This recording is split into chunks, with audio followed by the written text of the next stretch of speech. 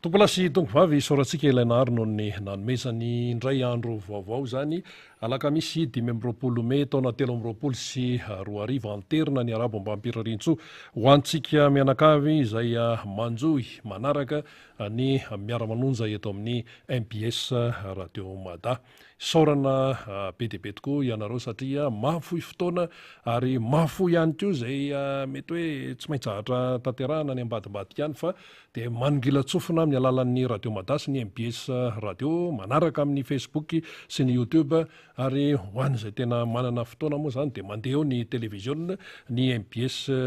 fahitalavitra ny tinambara amin'izay dia manaraka an'izany fandarana izany. Dika an'izay dia hoe misy etaeta ao hoe lina ianareo afantatra n'ity raharaham-pirenena eto Madagasikara ity. Inona ny fonosony izao? Inona ny tena ao ambadika izao? Inona ny tena tsy fantatsika nefa teneniny miara-manonja MBS Radio Mada? Misy fanontaniana be dia be zany any ananinanina rehetrarehetra any dia hitondrantsika valiny izy ireny, hitondrantsika fanamariana izy ireny, ahitantsika hitondrantsika fanakanana izy ireny ary eo ihany koa ny sosikevitra maro samihafa. Itsika moa amin'ny fandarana ny ianao manjery azy tsy afaka ny hoe andeha anery afa fitaovana lehibe kosa itony fandarana itony ena manjery itony ny amin'ny hoe mba afantarany vahoaka malagasy ny tena marina sy ny tokony lalak'izorana eo amin'izay hoe fiatrehana ny fiainam-pirenena izay. Misy ny matahotra ary misy ny tsy tia an'izany ary misy ny tsy te herika mihitsy an'izany hoe anjakany ny fahamarinana eto amin'ny firenena izay. Tena misy tsy te herika an'izany tsoroneto saingy tsy maintsy hoarana izany satria tsy ny ratsy no tompon'ny farany. Zay no teny zay ary raha misy koa ny farany ihany koa zany dia tsy ho foana mihitsy akory ny fanantenana sy ny hoe olona manam-pinoana ihany koa isika malagasy satria Madagasikara dia atsika menakafy, tsy ny Afrikanina no andrasantsika navitra amin'ny malagasy, tsy ny Europeanina na ny Aziatika na ny Sinoa no andrasantsika navitra an'ity fa atsika ity ary ny fifidianana dia atsika io raharaham-pirenentsika io ary tsy maintsy sary-piaro amin'izany isika ka na hoe endrikendrika hoe fanakatsakanana avaiza, endrikendrika halatra avaiza sy avaiza ny poirany dia tsy maintsy atrehana izany satria tsy avelantsika anjakan'ny ratsy sy ny zavatra tsy mety ity fiainam-pirenena ity. Jereo zao ny fiainam-bahoaka fa memtotongana hatrany dia ho jerena fotsiny amin'izao ve zany izy io? Jereo ty mahazo ny jirama, jereo ty vidinetana dia mifanilika amin'izay tena misy olony mpanohatra mihitsy ao amin'ny fitondrahanao. Zany ny teny eninao zany amin'ny fanadiova-tena rehefa tsy mandeha le fitantanana amin'ny firenena. Tena misy olony timma mihitsy ao amin'ny fitondrahanao fa mody mananonanina fotsiny. Zany no eninao mody miseho mody mifitsapitsaka any. Tsisy idiran'ny timiny zany fa ny oranza zao no mitondra ny filoham-pirenena dia nivoaka avy amin'ny atoko ny oranza dia nisy mpanohany izy dia régime zay taritin'ny mpitatana amin'izao fotoana izao ka aza ilikilika aty amin'tiako Madagasikara aty, aza ilikilika aty amin'ny mpanohatra aty ny tsy fahombiazana hoentin'ny mpitatana zany amin'izao fotoana izao. Io resaka jirama io dia io dia pirofo mitoaka amin'ny tendany amin'ny tsy fahaiza-mitantana eto amin'ny firenena. Aza miolakolaka fa izy io ka aza ilikilika aty, aza manadio tena ary ny jirama tompoko tsy misy orinasa mpifaninana aminy amin'ny ankapobeny tsy misy orinasa mpifaninana aminy ka izany rehetrarehetra zany no tsy maintsy hoe andraisana andraikitra amin'ny fiatrehana ny fifidianana. Ny mpitondra fanjakana omaly tao amin'ny antenimieram-pirenena raha tonga tao amin'ny prime ministre sy ny ekipany dia nyteny amin'ny hoe tsy maintsy isa ny fifidianana amin'ity taon'ity ary rehefa miteny an'izay zany izy dia mazava loatra tsy maintsy hivoaka zany le datim-pifidianana ofisialy na efa nandefa ara ny CENI amin'le tolo-kevitra moa reny dia avy eo ahisy zany ny fanaingana ny mpifidy. Zany zavatra klasika zany. Fa rehefa niteny izy moa zany dia tazomitsika amin'ny vavany izy araka ny nambarany moa zany. Fa zao ao anatin' izay rehetrarehetra izay io tsy vita amin'ny fitenenana fotsiny hoe misy ny fifidianana fantenany rasany besony maro, ny tenany rasany besony maro, manontany isika ny olona rehetrarehetra zay fakahita amintsika fa inona no andrasan'ny malagasy. Ny andrasan'ny malagasy aloha akoatran'lay hoe atao fifidianana amin'ity ataon'ity izay no voalazany lalàna, ny tena andrasan'ny malagasy de hoe fifidianana manaraka tsara ny lamina demokratika ary fifidianana manaraka ny lalàna ary indrindra fifidianana anjakan'ny fahamarinana. Fahamarinana zay mahafoka be zay amin'ny lafiny rehetrarehetra mihitsy io, ary fifidianana tsy azo idiran'ny endrikendrika isan-karazany amin'ny fanodikodonana miaingany amin'ny lisym-pifidianana. Zay le izy zay no tadiavin'ny olona. Ka raha ohatra zany ny mpitondra fanjakana sy mpikarakara amin'ny fifidianana ny teny, ary zay ny tena nandrasan'ny olona zany, akoatran'ilay izy fifidianana amin'ity taon'ity zao sisy tokony teny ny mpikarakara amin'ny fifidianana hoe manome antoka, manome garantie ho an'ny malagasy izay fa fifidianana anjakan'ny fahamarinana no atao. Ary fatory amin'ny vavanay zay. Zany no andrasan'ny malagasy zany tompoko amin'izao fotoana zao rehefa natao ny fanadiadiana rehetrarehetra tany, inona ary ny tena tadavin'ity gasy ity amin'izany hoe fanatanterahana fifidianana zany, inona no andrasany? Naninona no ambony be ny tsy fandraisana anjara na ny taux d'abstention tamin'ny fifidianana farany teo?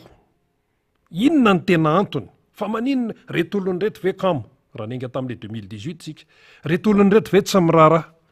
reto tsy tonga mifidy reto? Zay mpanao gazety aloha de tena nanadiady an'izany zay nandritra ny fotoana maro, ary nanampy be deaibe anay ny sosiology mpandinika fiarahamonina hoe inona ny tena antony, fa inona raha ny tadavin'reto malagasy reto efa isaky ny 5 taona vao misy fifidianana ka maninona mienahena fotsiny ve? Rehefa nijerena le izy de izao hoe ka le fifidianana tsinona hitanay fa misy idiran'ny tsy fahamarinana ao anatiny. Zay ny valiteny tamin'ireny. Tamin'izany zany hoe tena anjakan'ny tsy fahamarinana le izy de mody fanina izay tokony andray fepetra, ary amin'izao fotoana izao tokoa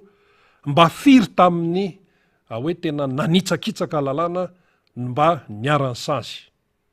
Hoe mba fantatro ny be sy maro hoe ianona taritaria tena nanao tena hoe fandikan-dalàna tena baribary tamin'ireny resaka fifidianana ireny, fa zao ny zava-misy rehefa mivoaka le valim-pifidianana de samy nieniny rehetrarehetra de samy vita de any. Fa tao anatin'ireny nefa tena nisy ny tsy fanarahan-dalàna tany rehetrarehetra tany tamin'ny endriny maro. Ahoana ny resaka vola ampiasain'ny kandida? Zany anga misy resaka. Io ne be dia be ny resaka tena hoe mila mazava. Teo moa zany ny Premier Ministre maly ny teny hoe tsy sarotra be zany hikitika code électoral zany. Ka raha sarotra ny raha tsy hikitika code électoral, inona zany ny antoka omenareo mpikarakara amin'ny fifidianana, antoka omenareo ny vahoaka malagasy fa fifidianana anjakan'ny fahamarinana, tsy misy kolokolo, tsy misy teritery, tsy misy endrikendrika halatra isan-karazany no ivoaka eo. Samy manome antoka venareo, samy manome garantie venareo ho an'ny vahoaka malagasy fa tena anjaka ny fahamarinana ao anatin'le izy. Le resabola mantsy no ohatrany hoe mahazovana zany hoe zao ny vola mahavitany io. Farany tokony izy ane mialohan'ny resahana vola aloha, mialohan'ny iresahana teti-bola na hoe sora-bola anatanterahana fifidianana, ny fanontaniana aloha sy ny fanamarina voalohany lohan'ny ivoahan'ny resa-bola de hoe inona no foto-kevitra lehibe zany tadiavina ao anatin'ilay fifidianana filoham-pirenena, fifidianana prezidan'ny repoblika. Inona ny tsy maintsy atao ao anatin'izay fanatanterahana ny fifidianana prezidan'ny repoblika zay? Aza mbola miresaka vola aloha taontsika mazava tsara fa inona aloha le ho atao aloha sy le hoe inona ny tsy maintsy atao fa tsy hoe tratra ny tsy fidiny isika ka zay tratra ihany no atao tsy izy zay fa inona ny tsy maintsy atao rehefa nanatanteraka anao fifidianana président repoblika amin'ny fikarakarana rehetrarehetra miainga any amin'ny fotony miainga any amin'ny tokantranony olona miainga any amin'ny fokotany miainga eo amin'ny tokantrano aloha zany de mifokotany dia mandeha de misy moa zany rafitra dia amin'ny foibe te misy hoe seni zao hoe sinsisa misy hoe code électoral sinsisa inona ny tsy maintsy atao miainga any amin'ny isa tokantranony olona ka ivoahan'lay ahafahana manao an'lay fifidianana madio sy mangarahara ekeny rehetra anjakan'ny fahamarinana miainga any amin'ny madinika indrindra zany zao ane na ny sefokotany ara be de be ny kanony olona ary normaliny zany kanony olona ny sefokotany nefa aiza ny etombohan'io any amin'ny sefokotany de ny seni koa ria manao zay fomba ataony any de listra efa lany andro no alefany ety amin'ny fokotany nefa refonte total ny resahana oka tompoka tsy andaingana ny vahoaka malagasy refonte total isaky ny 10 taona ny misy eto refonte totalany zany le teo aloha tsy izy tsony fa mamerina mihitsy ianao zany manoratra zay ny hoe atopisin'ireny le mpitety varavarany reny agent recenseur reny mamerina mihitsy ianao manoratra le izy de zay zany le izy hoe inona ny zavatra tsy maintsy atao de mivoaka zay fanontaniany zay hoe reto ny tanjona am'izay de hoe mba fifidianana madio sy mangarara eken'ny rehetra ary anjakan'ny fahamarinana zay ny tanjona reto zany tsy maintsy atao zay vao ohatrinona zany ny vola ilaina am'izay fa tsy noho ny tononana vola aloha tokony mandeha meloha zany no fomba fanaovanjavatra zay tompoky mpanao gazety de minanadiady ny fomba fikarakarana fifidianana tany amin'ny firenekafa hoe ahoana kay ny fomba fikarakarana ny beninoa enina ho a le firenena afrikana miatrika fifidiana président repoblika amin'ity taona ity enina de misy kadohany kely zany amin'ny voalohandohan'ny janvier 2024 ao Sénégal fanen'ny olona taona meloha roa taona meloha de efa fantatra ny vola totona ny fikarakarana ny fifidianana tompoko satria efa fata amin'ny meloha hoe zao ny filana tsy maintsy atao zay vao mivoaka ny sifra fa tsy hoe zao ny sifra zaka ka le sifra zaka ny firenena na zakaniza tsy mamaly an'lay filana amin'ilay fanatanterahana ny fifidianana zay ny lojikan-javatra zay ny fomba fiasa ny amerikanina zao tompoko amin'ny heritaona amin'ny 2024 hiatrika fifidianana filoham-pirenena ny any Amerika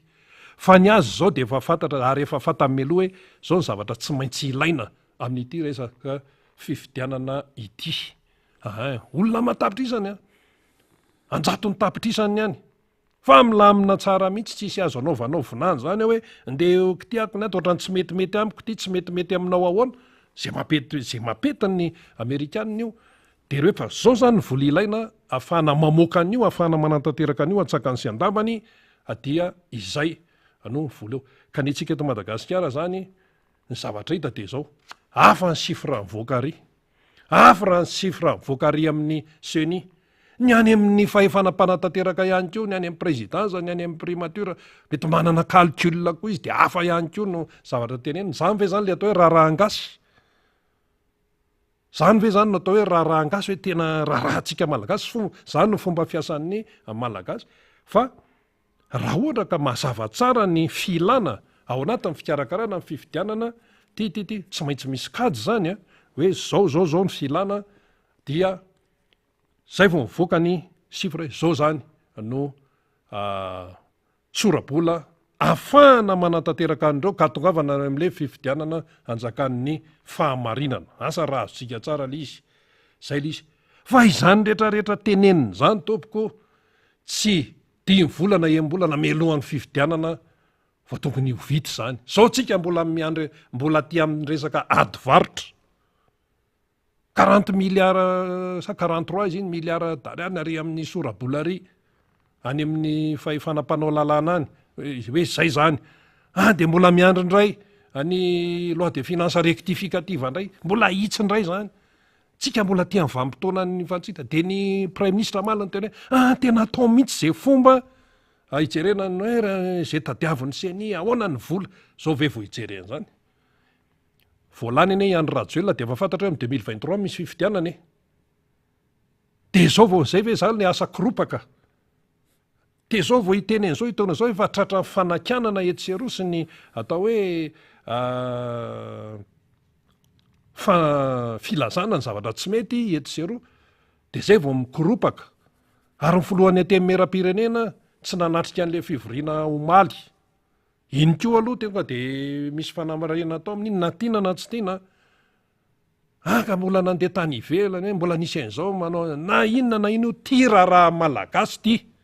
raha malagasy ty tompoko ary ankina ny fiainan'ny malagasy rehefa misy zavatra tompoko goavana be ao anatin'ny firenena anankiray tena misy zavatra iakina ny aim-pirenena tsy mandeha makany ivelany mamonjy fivoriana iraisam-pirenena le président ny repoblika zany ny any an-dafy fa mijanona izy ohatra hoe le tany Turquie zao nisy horohorontany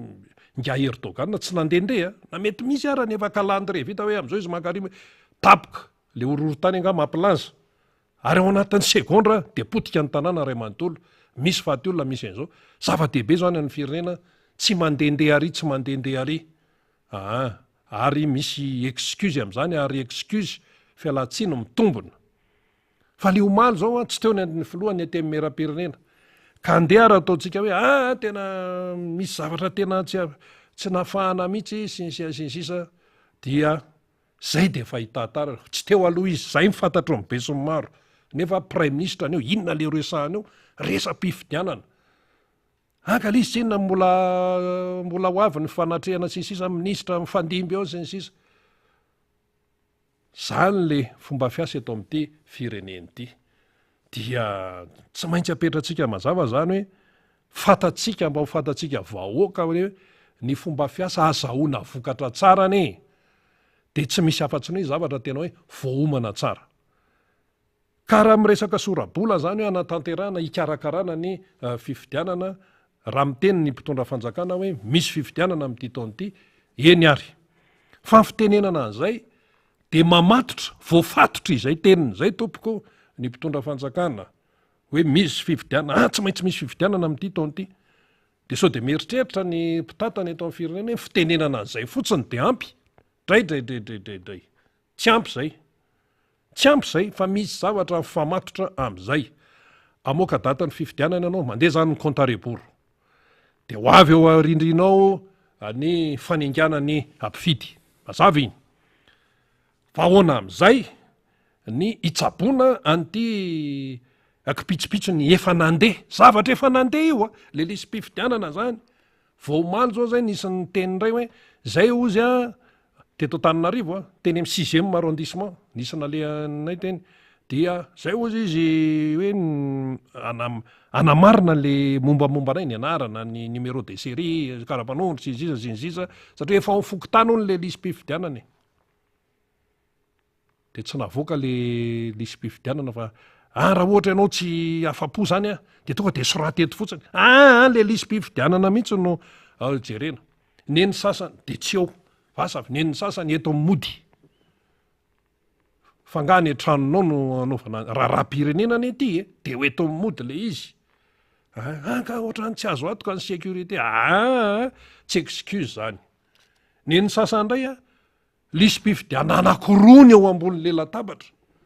de misy fampitana fangany refonty tompoko misy fampitana zany fa maninona ny lasa misy lisy mpifidiana anankiro zany rehetrarehetra zany miaingany amin'io lisy mpifidiana anio mila jereny io ary raha ny lojika ny zavatra zany am'izao fotoana zao tena mila tena miverina mihitsy ty resaka lisy mpifidianana ty azahoana n'le lisy mpifidianana tena mazava tsara sy marina fa le lisy mpifidianana tonga any amin'ny fokotany rehefa manamarina momba azy ihany le olo-pirenena, misy olona avy any amin'ny fokotany hafa tafiditra ao. Tsy vitsy a, ohatra ty le lisy mpifidianana dia aty ampovoambony aty a misy mipaingotra. Nentin'le tonga teto le olona ny tantara, misy mipaingotra ato. Inona daholo ty mipaingotra ty? Anaran'olona any amin'ny fokotany hafa. Avy any amin'ny an'io a, zay ny tenenin-jareo. Jerena indray le lisy mpifidianana. Reo fontony resaka eto a. Misy anaran'olona efa maty amiverinao. Nanao soratra anaran'indray le olona tary amin'ny taratasiny seni, tary amin'ny carnet seni. Tsy ao. 5 mianaka. Teny aminay teny avaradrano. 5 mianaka tsisy tao. Reo fonty ve zany?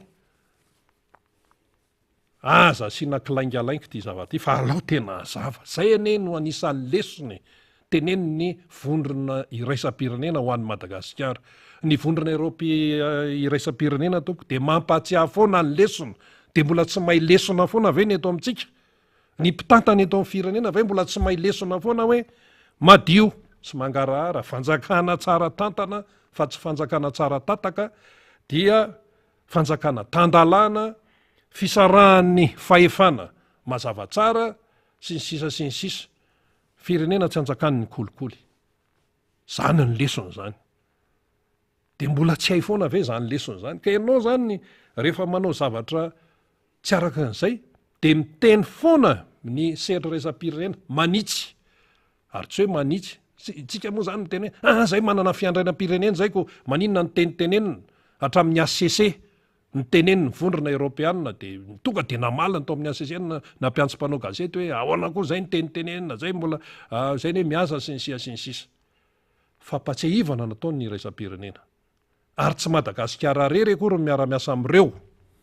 fa firenena anjato ny maneran-tany ka tsy Madagasikara ny mety hoe dia iseho ilay na miseho azy hoe tena hoe zay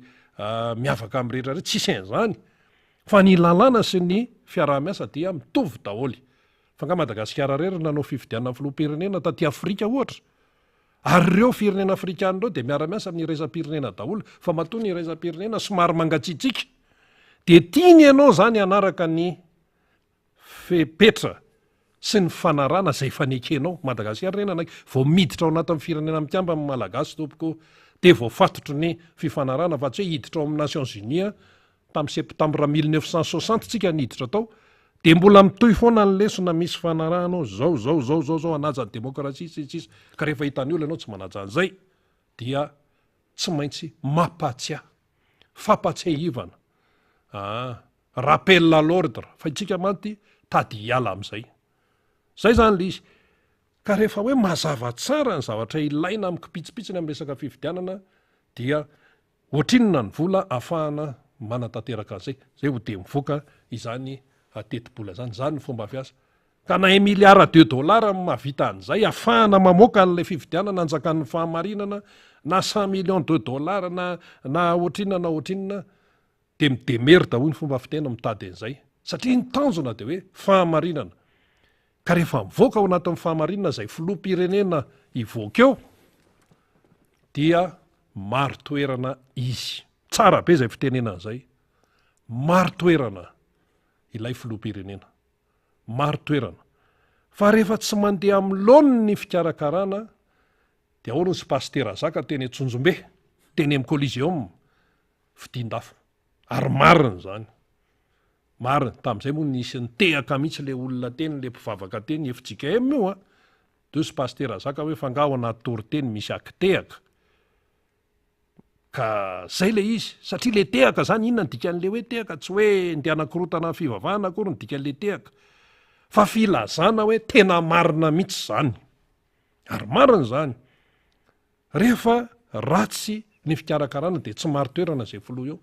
Fa dominy atsy, dominy ery, dominy eky. Ianao ara resaka doublon ara ny zavatra nisika io. Ianao ara ohatran'izao ko, ianao ara ohatran'izao. Dia lasa tsy toteny, lasa tsy maro toerana. Zay le izy zany. Dia ho hitantsika moa zany ny ho toy an'ity raharaha ty. Fa na zany na tsy zany, ny olom-pirenena mandeha ny fotoana 25 mai androany, anio, 25 mai anio, 5 mai, dia mbola misy zany ny fotoana eo amin'ny dimy andro eo amin'ny herinandro latsaka kely io sisa amin'ny hoe fisoratana anarana any amin'ny fokotany raha ohatra tsisy ny fanaraha-maso de aza mitaraikiraiky fa dia ataoviny andraikitra amin'ny maolo-pirenena zay ataony any ambony any arahantsika maso amin'ny antsipiriany zay le izy tsy hanova code électoral tsy kitika code électoral izy ahoana ny momba zay arahantsika eo fa ny tsika de hoe mifahamarinana mila evoaka ka momba n'izay indrindra de mandeha foana amin'ny fanentanana ito kaiky eto zany zao Andriamatoa Liva Andriambelo Andriamatoa Liva Andriambelo dia secrétaire général ny DISTIM Antananarivo voalohany. Inona ny atongavany eto? Ny atongavany eto dia anetana an'iza anetana ny olo-pirenena fa maninona hiatrika fifidianana fa maninona no anetana dia hoentinao fahamerabanao Andriamatoa Liva Andriambelo secrétaire général ny DISTIM Antananarivo voalohany. Ya dia fahamerabantsika rehetra ihany koa namana Rina misaotra mamerina ny fisaorana n'Andriamanitra ilaina ary amin'ny fanomezana tombon-dandro amin'ny didy masina zay olo-pirenena eto amin'ity firenena mamintsika ety. Miara anatitra ny fiarabana ihany koa nefany ho an'ny tompon'andraikitra rehetra eto anivon'ny MBS ny teknisianina sy ny namana rehetra eto amin'ny fanaovana zava-dehibe ny serasera ifampitana ifampitaizana amin'ny vahoaka ary ifampilebiazana amin'ny vahoaka. Manatitra ihany koa ny fiarabana antsika rehetra eto anatin'ny Antananarivo boriboritany voalohany mirafitra anatin'ny fokotany 420 ary arabaina manokana eto ny namana rehetra ao anatin'ny Grand DISTIM, ny ao amin'ny Fokotim, ny ao amin'ny Jeune Team, ny ao amin'ny Femme Team ary ny olon-tsotra rehetra izay mitovy firiana ary mitovy fomba fijery amin'izao raharam-pirenena indrindrindra akatoko ny fifidianana izao. Ka tonga eto Andriamatoa Liva Andriambelo secrétaire général ny DISTIM Antananarivo voalohany hoe hitondra fanentanana hiatrika fifidianana antsika iny efa nytenen'ny prime ministre iny hoe tsy maintsy isy fifidianana amin'ity taona ity fa fanentanana ho an'ny olo-pirenena inona votoatin'ilay fanentanana hoentinao ary? Ny votoatin'ny fanentanana zany zay hoentina eto dia tsara koa aloha zany marihana eto am-piandohana fa izahay eto amin'ny boriboritany voalohany ao anatin'ny DISTIM dia manana lamina sy fomba fiasa fomba anatanterahana ny teny fampitondrana sy ny teny fampiarana mikasika ny asa rehetra zay tanterahana eto zany ka manana zay zany eo anivon'ny DISTIM manana ny chef de zone manana ny Fokotim misy ihany koa ny Jeune Team sy ny Femme Team izay ifampitana miara-miasa ao anatin'izay fanatanterahana ny fanentanana ny olona ao akatoko fifidianana moa tsika izao ary ao anatin'izay akatoko fifidianana izay dia famerenana ny vahoaka ny fahefana ny fahefana zany ny tena zay avy an'ny vahoaka no ampisina ny antoko politika anatanterahana azahoana ny fahefana hitondrana ny tany sy ny firenena indray amin'ny fahamarinana amin'ny fahadiovana ny lisym-pifidianana dia izay no nitondrana ny fanentanana eto hoe manentana tsika vahoaka indrindra tsika eto anatin'ny premier arrondissement Antananarivo anantona ny fokotany voalohany aloha satria izay fanantonantsika fokotany zay no afahantsika manamarina hoe ao tsika na tsy ao voalohany zay fa indrindrandrindra ihany koa zany hoe manantona ny fokotany tsika soroaty le anarantsika rehefa manana feno taontsika maha-olo-pirenena satria zosy andraikitra ary sata lehibe ny mifidy mametraka izay mitondra ny firenena sy ny finitanindrazana dia ao anatin'izay ihany zany dia misy zany ny lamina apetraka hoe manentana any fotony zay mitondra ny olona maka ny anaran'ny olona mitona ny olona izay tsy mbola anaty lista satria zay manana lista marobe le olona mbola tsy tafiditra anatin'ny lista zay nalefa ny seny teo le lista vonjy-maika teo tena mbola marobe ny olona tsy tafiditra mbola misy any amin'ny 3 alina any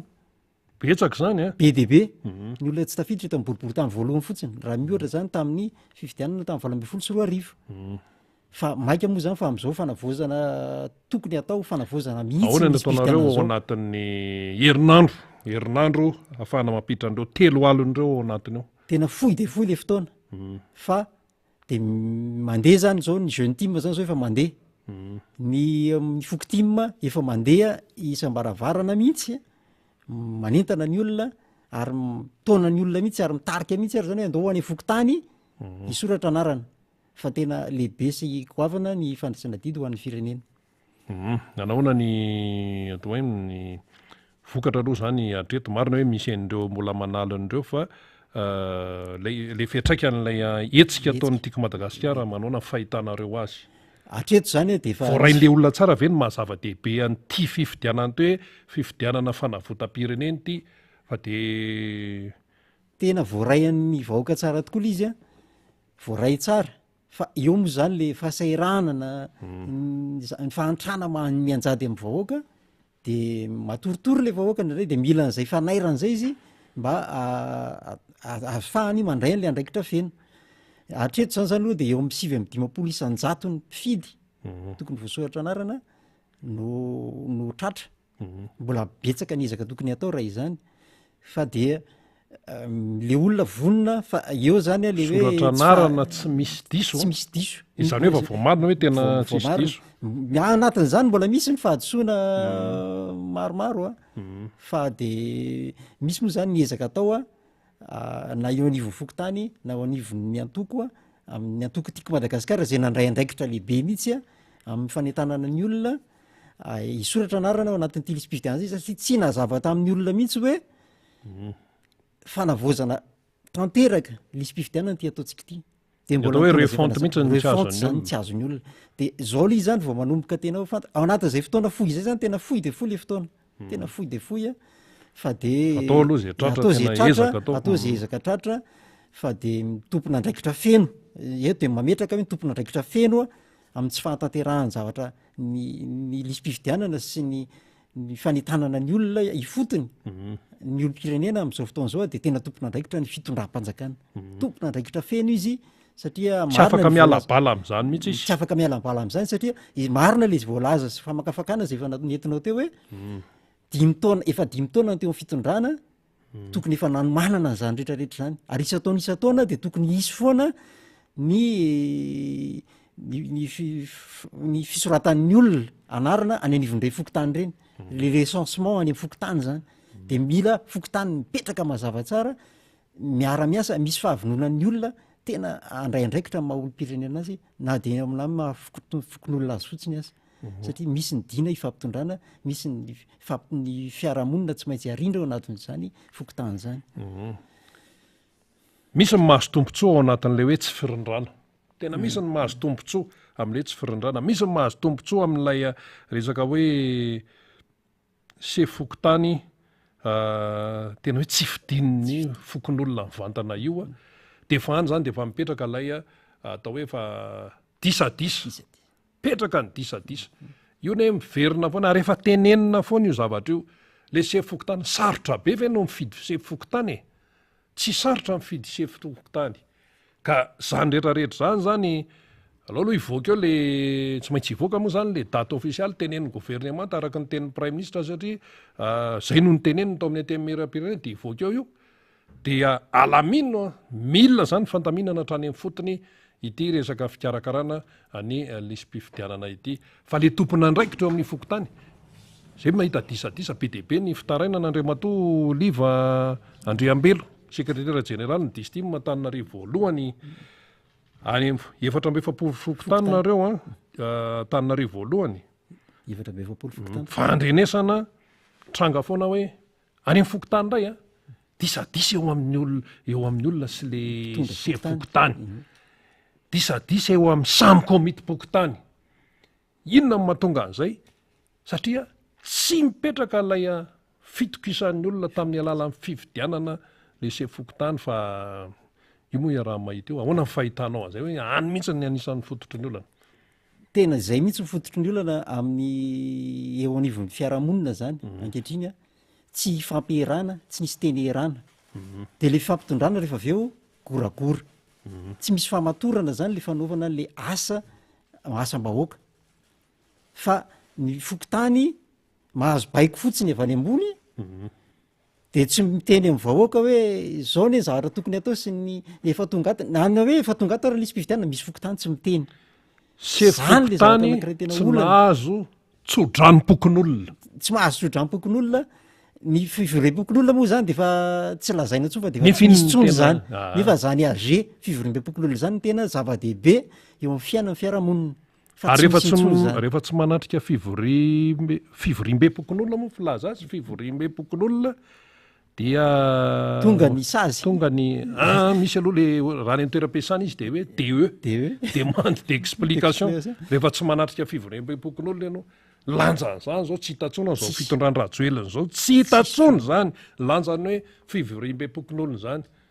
fa mifividianana nefa atao ihany ary am'le fokon'olona ary mihitsy tsy mipetraka ny hoe tena tsy nazo ny tsotra am-pokon'olona ary tsy mipetraka ny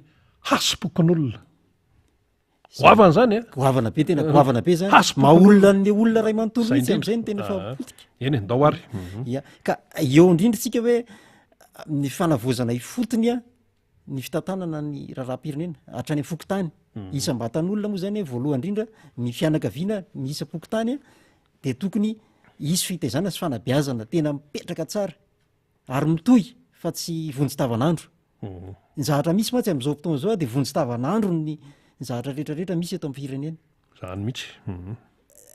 tapitapika eo de tonga ny lisy mpividiana fa andana mijery vetivety eo indray nefa de tsy ao indray le izy zany zany le mahazo an'le vahoaka ny fotony any lisy mpividiana anakorony eo ambola anakorony eo ambola tabatra koa zany tena sahirana le olom-pirenena hoe inona marina ty izy hitondrana ny firenena ty tena sahirana ny olom-pirenena ka eo zany tena hoe mbola averiko any ny teniko tompona ndraikitra feno amin'ny raharam-pirenena ny mpitondra izay ny ilana mpitondra misy teny fampiarana eto misy teny fampitondrana eto a fa tsy manao zay tany ny kibo ary zay mampalahelo ny vahoaka zay ny fotony ihany hoe tsy enona ntsony le feo amin'ny vahoaka fa de manao zay tiany atao fotsiny zay olona petrapetraka hitondra azy eo ka mampalahelo ny vahoaka zay ka io mba mangataka zay fangatahan'ny vahoaka ny fotony avereno ny fahadiovana avereno ny fahamarinana avereno ny fahamatorana ny fitondrana ny raharam-pirenena avereno ny fahadiovana avereno ny fahamarinana avereno ny fahamatorana feo avy any amin'ny fokotany zany avereno ny fahadiovana fahadiovam-pitantanana amin'ny lafiny rehetra mihitsy io avereno ny fahadiovam-pitantanana avereno ny fahamarina-pitantanana sy avereno ny tena fahamatorana eto zany sady tsy misy fahadiovana eto fitantanana io tsy misy fahamarinana eto tsy misy fahamatorana eto de inona zany na atao hoe 100 millions de dollars raha volona totony eo kanefa n'le olona mihitsy zay menandraikitra ny tsy anao fa efa masaka ao an-tsainy hoe za angalatra za anao an'ity inona no hitanao eo ary mahita hirika foana izy alana amin'ilay fifampifezana fa ny tsy ampy eto amintsika koa andriamatoa liva ndry ambelo resaka contrôle zay fanaraha-maso aiza ny tena fanaraha-maso amin'ny lafiny rehetra de fa ohatrany hoe fanarina mihitsy le fanaraha-maso fa tsy manaiky eo raha-maso tsony zany ny mpitondra nefa le fahefana zay averiko ihany ny fifidianana ny fahefana de avy amin'ny vahoaka ary mila verina amin'ny vahoaka io fahefana io amin'ny fifidianana izay nefa rehefa ampiasan'le fahefany am'izay le vahoaka tsy avela manaramaso tsy avela manaramaso kapakapaina tsy atao an'ity ampiasaina daholo ty fomba rehetrarehetra ty hoe refontiny total natao nefa ny ralina no ralina mipotra ny mata mbola manangatra fokotany lolo vokatra ny tuliara maharivo ny bureau de vote vote moa rehefa kelikely ao mbola mangony fotsiny eto amin'ny boribory tany voalohany zao de misy bureau de vote raha ny tokony izy a eto amin'ny 7 ny anareo bureau de vote io hatreto zany de mbola tsy misy moa zany resaka zany aiza ny fividianana fa akaiky de akaiky mbola tsy misy resaka zany ary zay nitondrako mihitsy ny fanentanana atsika ary nytiako madagasikara ve raha rotika kely tena manana an'le donné manana an'le hoe indrindrandrindra isana bureau de vote iny moa zany isan'ny fokotany sy ny sisa ohatran'izay manana zay oampelantananay iny afahanay manaramaso zay indrindra mantsy fa tsy hoe mandeha anjamba fotsiny fa tena manana atotakevitra mifototra zay zany zay afahana manaramaso atotanisa manaramaso an'io fifidianana io ary zay tena naramaso akaiky an'io mihitsy satria tena ampy zay kosa ampy zay le fahantrana ampy zay le fanabadona vahoaka fa mila manaramaso tsika vahoaka ary etona ny antanako ny mpiambana rehetra ao anatin'ny antokotika Madagasikara raha te hiditra andray anjara ao anatin'ny birao fifidianana ianao ho birao mpifidianana de tsy maintsy misoratra anarina voasoratra anaty lista raha te ho délégué solotena ny antoko ianao de tsy maintsy misoratra anarina voasoratra anaty lista ary indrindrindra moa amamolo-pirenenanao a mba tsy hanenenanao voka-pivianana izy eo de mila misoratra anariny ianao ao anaty lista manatona fokontany zao de zao efa andro vitsy isy ka marina mihitsy an'izay sao de ifindran'ny aretan'ny Nicolas Sarkozy eo Sarkozy tsy mahazo milatsaka na fifidianana Sarkozy tsy mahazo mifidy no ny adalàna nataony tany dia mba tsy vitanao tsy hitovizanao zany amin'ny Sarkozy de tena mandana misoratra anana satria fahefana tsy resam-basiny ny bomba lacrymogène iny tsahoana zay mihitsy vahoaka zay vahoaka tsy le fahefanao anatin'ny isoloir iny a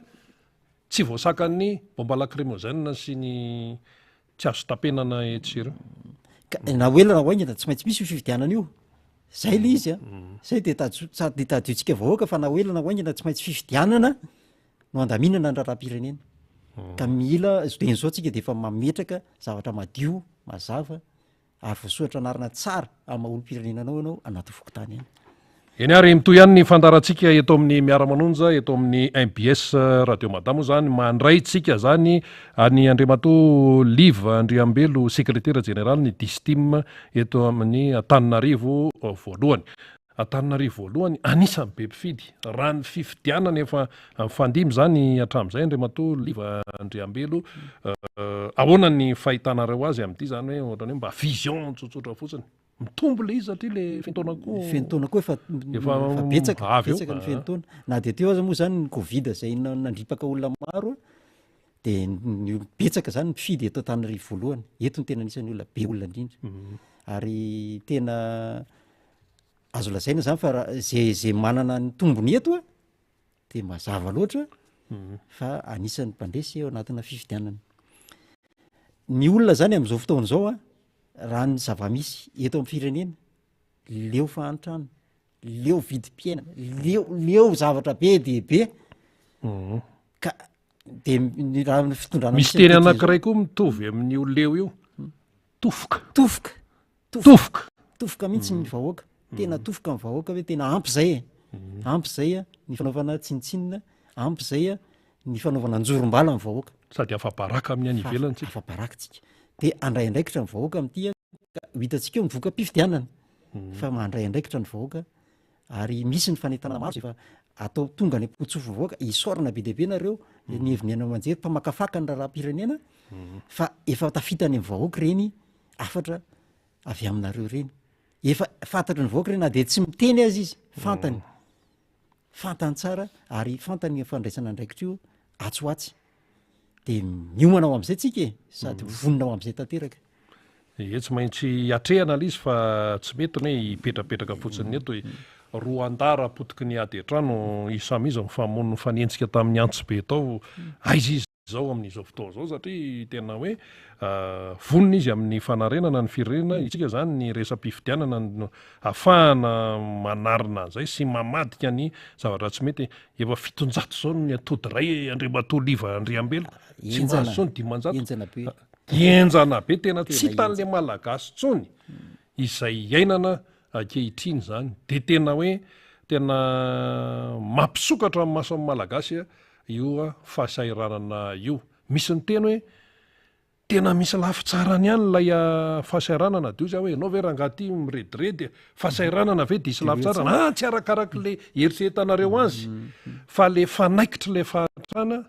mampiverina ny sain'le malagasy satria rebirebeny izy amin'ity resaka hoe tolotra kely zao zavatra kely indray miserana de lany mena vary kely menamenaka kely fa tsy omena asa nefa any no fototry ny fiainany sy ny fahavelomany ny asa menimena hoe tsy miditra ny etra inona raha ny etra hiditra eo ny asa reraka be ny tsenan'ny asa reraka be ty moa zany fanamarena fotsiny Andriamatoa Liv Andriambelo amara-parana antsika azy fa misy orinasa zany i tsy de lehibe tsy hoe ngeza be fa vahiny ny tompony io zany tsy fantatra hoe sinosa inona fa ny antsika koa moa rehefa kely maso de lazaitsika mety koreana mety japonais mety filipiana kambodiana maleziana kelikely maso daholo zany fa distrika anankiray zany atao anatin'ny faritra Analamanga ato aloha ataoko an'izay le izy dia kely maso zany no tompon'le orinasa zany a de vao miainga izy io de mitady mpiasa de asiany soratra eo hoe mitady mpiasa vehivavy dia tonga vao mipetaka iny dia miazakazaka mitangorona mihitsy izy zany tsisy hoe tsy tonga tany amin'ny anjato fa aza teo amin'ny 10 teo de mivoaka avany le tompon'le orinasa kely maso zany mety sinoa na inona tsy fantatra zay tena hoe firenenany aviny a de manondro fotsiny izy manondro fotsiny anao miditra efatra farafahabetsiny ao anatin'ny ray andro no tondrony eo de lay atao hoe condition amin'ny resaka asa zany a tsy mipetraka fa zay tsaratsara endrika zay tsaratsara bika no tondrolo lay sinoa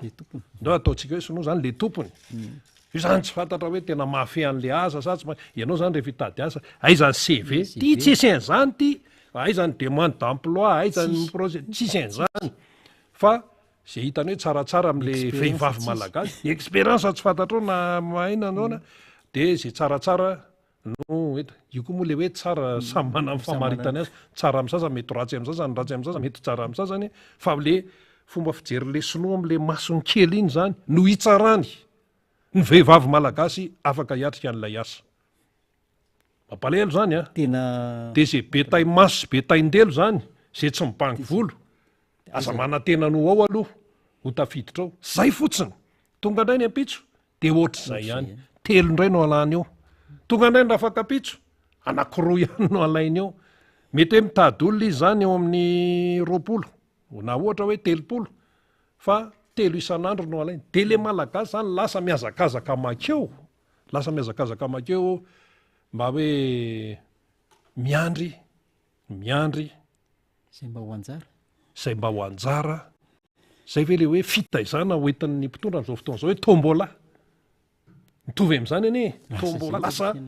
hoe kitsapatsapa sisa hoe mba makany fa saode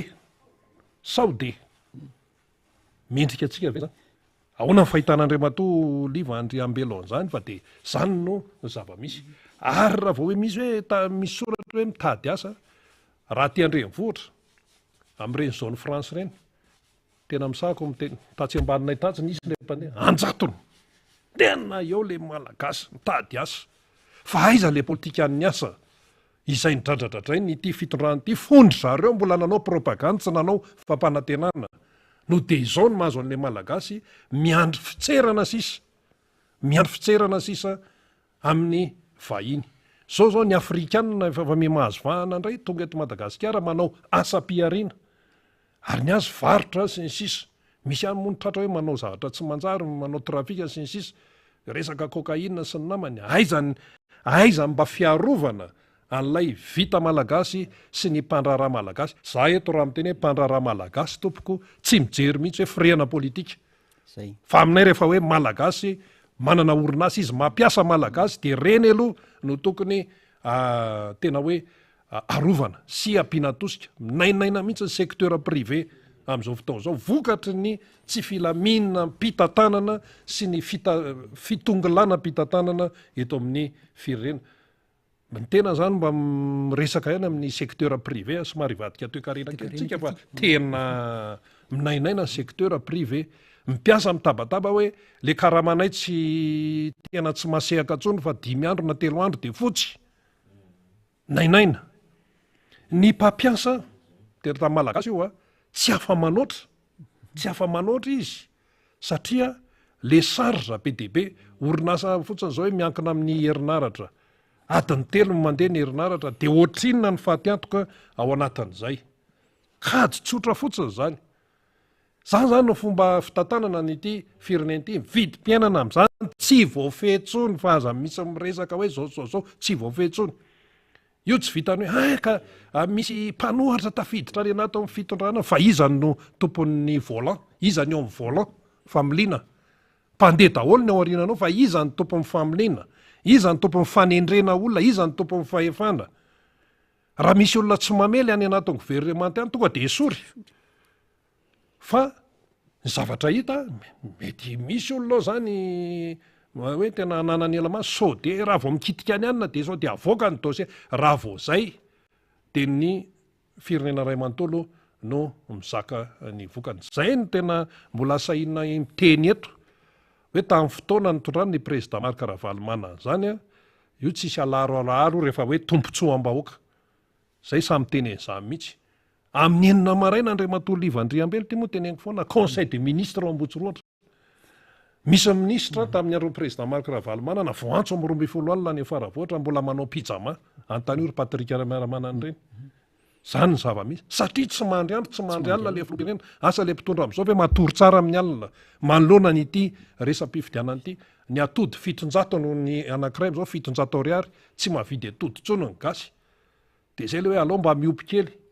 hoe sitrany ay miopy indray ianao a alaindry zalahary dinina ihany zany no iainany eto mandeha indray ny ankizy mitady aza ny ivelany ihany mbola hoana makatso maka lasa ny ankizy inona ary nataony eto ianao tsy hisy aza zay atao hoe tena sahirana amin'ny lafiny fiainana zany de tsy tafavoaka ary iza moa ny sahirana amin'izao fotoana izao eny ary Andriamatoa Livandriambelo zay mihitsy saika asiako tsinjo-piangitra kely rina ao amiko mihitsy tena raitrano amiko misy mpiasa vavy mipiasa vehivavy zany miasa mpanampy zany tsy mpanampy fa vehivavy miasa ay miasa tsy miasa ao an-trano kokory fa miasa niresaka an'le tontolo ny asa mantsy ianao teo zay nidro de tovovavy kely tsy tovovavy moa zany fa vehivavy anankiray a amin'ny 12 alina vao mirahavavy miasa miditra amin'ny 5 maraina tena mampalahelo ny aiza ny zon'ny mpiasa am'zany aiza le zon'ny mpiasa aiza ny zon'olombelona am'zany de tsy maintsy manao aiza ny zon'ny vehivavy am'zany mba te ho velona te hiaina de tsy maintsy manao an'le asa de miaritra de miaritra an'le izy de rehefa zay lasa mangataka ery amoron-dalana ve zany ve sisa le fiainantsika voaka malagasy tena mampalahelo le fiainan'le mpiasa ary miresaka ihany koa ianao hoe manina moa vahiny lasa sasa mihitsy a manao tsintsinina le mpiasa malagasy satria tsy voaharo le vahoaka iza ny tokony hiaro an'le iza ny tokony hiaro le vahoaka ny mpitondra manao ahoana le orinasa nyresantsika teo hoe ny orinasa malagasy a potika avokoa tsisy mba fanampiana le orinasa malagasy mba fanampiana ny tanora mba amorona asa eto amin'ity firenena ity a fa manjaka le tsy fandriam-pahalemana ny jirama moa manga fotsiny tapaka foana inona ny asa ho vitanao tsisy ny angofo tsisy ny ninona de sahirana le vahoaka malagasy de lasa mahazo vahana ireo mpiavy ireo mpanambola zany avy any velany sy ny sisa mampiasa ary ny avy any velany ny tombony tsy mijanona eto Madagasikara fa miverina izy afaka mivezivezera ty izao tontolo zay ka eo zany mba tena raha misy mpitondra tena mahay de ny vahoaka aloha ny tokony hojerena ka zany zavatra rehetrarehetra zany tsisy vitan'ity fitondrana tsisy vita tapitra ihany fifidianana chef de région raha tsy vitany tsisy ny fa nataony vonjomaika tsisy lamina mipetraka tsisy fitondrana vonjomaika tsisy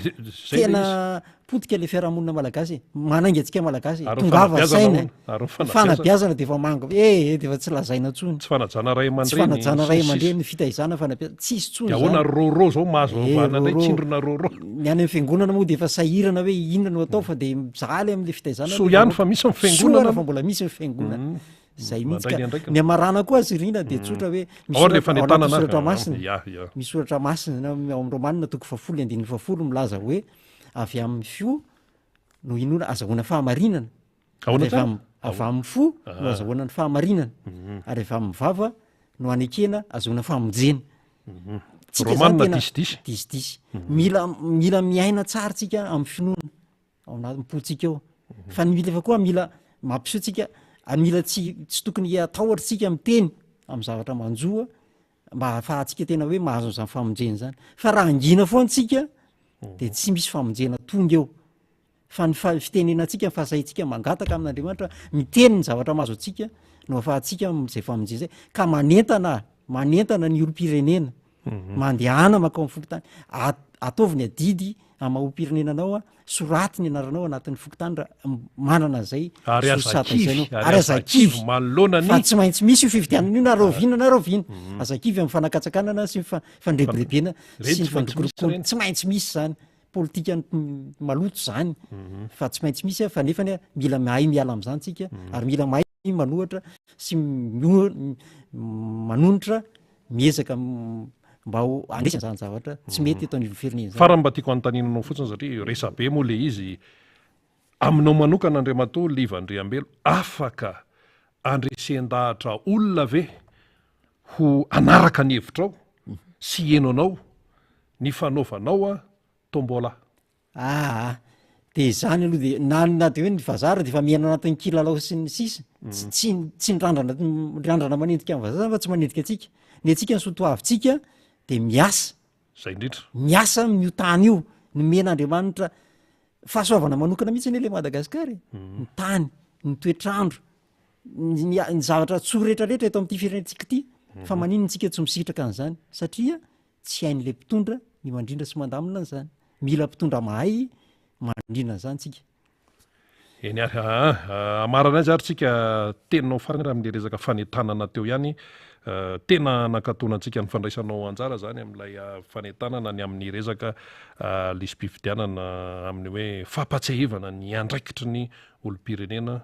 na eo aza ny tsy fahatombana isan-karazany zay tsy miankina vahoaka fa miankina mpikarakara miankina mpikarakara tena azakivontsika vahoaka azakivontsika olom-pirenena itsika rehetra feno taona matoa ianao feno 20 taona mahazo kara-panondro de olom-pirenena ianao ary manana didy eto amin'ity firenena ity analahana izao fahasairanana mahazo ny firenentsika zao mandehana misoratra anarina any amin'ny fokotany averina eny mandehana misoratra anarina any amin'ny fokotany enoya efa re fanentanana maro samihafa zay ataony antokotiko Madagasikara efa miditra antsihatra manao fanentanana eny fokotany eny na ny tanora na vehivavy na fokotimy rehetrarehetra efa manao fanentanana ny fokotany eny enoy ireny de mandehana makany amin'ny fokotany fa ny firaisankinatsika isika marobe tonga makao anatin'ny fokotany no azaontsika mametraka izany hoe dinapokon'olona sy fiarahamonina anjakan'ny fahamarinana anjakan'ny fahadiovana anjakan'ny fahasahina eo amin'ny fandraisana ny andraikitra eto amin'ity firenentsika ity eny ary soratsika Andriamatoa Liva Andriambelo zay sekretera général ny distim Antananarivo voalohany nandray anjara nitondra ny fanentanana tamintsika teo de soranao tompoko mendalana ary ianao ary avao ela lalana toy ihany ny fantaratsika ny miara-manonja eto amin'ny MPS sy ny radio Mada zany resa-pifidianana tsy te hanany ratsy aleo misoroka toy izay mitsabo nenina tsy eo ninona moa izy teo de no ananatra misy rehefa tsy mananatra izy de mandatsa zay ka mba tsy sinenina misy mantsy le hoe manenina tongotra matanana fa tena tsy arakarak'le neritreretiko mihitsy no mivoaka teo ka ianao tsy inona mety varinako mety tsy taitra dia lasa manenina ka mba tsy sinenina de aleo raisina lay andraikitra manoloana n'ity raharaha-pirenena ity inona zany ny mety fandehan'ny raharaha amin'ny zao fotoana izao zany resaka lisy-pifidianana ny olom-pirenena efa entanina foana manentana ny tiako Madagasikara manentana ny miara-manonja eto amin'ny MBS radio Mada efa andraikitra tena goavana zay ary zay no andraikitra fototra ny atao amin'ny zareo andao mihitsy atao hoe ry zareo mpikarakara dia io izy io ndresa-bola sy ny sisa alao ry zareo idemery deo mitady ny fomba rehetra ahitana n'izay vola ilaina amin'io de aleo ivoaka eo sifra satria tsy hoe ohatra moa zany fa misy adivarotra ao anatin'le izy ny code électoral tsy kitihana raha ny teneny ny teo anivon'ny prime ministre ny filohan'ny antemera-pirenena tsy tonga mivory nefa zava-dehibe ilay raharaha fa nga de tsy afaka najanona mihitsy ny fandaharam-potoana zay kalandy rehefa tany ananina tany no hoe tsy maintsy naleve sa hoe ahoana afandray aloha hoe resaka hoe tsy fahasalamana amin'ny maha-olombelona de afandray hoe resaka hoe raharaha-pianakaviana tena tsy azo ialana zany zavatr'afo zany tsy asitsika adevitra zany fa raha mbola hoe programa akoatran'izay tena hoe urgent de tsy afaka navela mihitsy ve manahoana tsara ny fomba fifandraisan'ny prime ministre tsy hoe ny gouvernemanta fa ny prime ministre sy ny filohan'ny antemera-pirenena ampantsakana lehibe reo samy eto amin'ny firenena ahoana tsara ny tena fandehany fifandraisana atao arinany reny de sansira na tsefitra reny izay nisina fitsapahana fahefana ava zany fahefana mpanantanteraka da tsabaka taty amin'ny raharahany fahefana mpanao lalàna ity mbola misy ako ve reny amin'izao mampanakaiky ny fifidianana izao. Zay zany le fanamariana hoentin'ny maro ao anatin'izany ny fiadidinan'ny repoblika ihany ko ary manana an'izay lazainy ihany ko hoe ahoana ny tena anaovana an'izy ity fa manakaiky ny fotoana de mikiropaka fa zany hoe asa kiropaka zany eny tsy mitondra zavatra makaiza mihitsiny zany fa de zao aloha ry zareo ny eo dia tsika manara-maso akaiky zay fihetsika hatramy fihetsika madinika indrindra dia arahana maso ary zay no natonga nytiako Madagasikara nametraka an'ilay rafitra mpanara-maso amin'ny isam-pokotany manerana amin'ny Madagasikara. So misy mieritreritra any hoe tsisy ahita ahoana fa dia zany tiako Madagasikara zany mametraka tsara mihitsy ny lamina any amin'ny isam-pokotany rehetrarehetra any amin'izay resaka fanaraha-maso zay. Zao zany aloha eo ny fanaraha-maso fa eo ihany koa lay fanentanana an'izay varimbariana rehefa tsy hanao ny atoko politika hafa lao izy tsy hanao any mety ny sasany mety manao tatireraka fotsiny hitany ene hoe mialatsiny hitany ene hoe misy BTP ny zavatra tsy mety ao anatin'ny fifidianana io fa misy mieritreritra ilatsaka filohan'ny repoblika any fa izy tsy manakina an'io mihitsy tsy manakina so de tonga amin'ny fotoana ka hoe izy mihitsy ny tsy ao anaty listra voagaga nefa izy kandida so de ho avy zany voagaga fa zany aloha an'ny sasany any zany fa ny aty amin'ny ekipany président Marc Ravalomanana de mazava tsara ny resaka mazava ny tarigetra fanentanana ary mametraka ambony de ambony ny maha-olo-pirenena fanajana zany fanajana inona ny fanajana ny olo-pirenena voalohany ny fanajana ny olo-pirenena tompoko dia ny fampahafantarana azy ny zony fanajana lehibe zay mety misy tsy fantany ao na hoe fatapatany fanazavana azy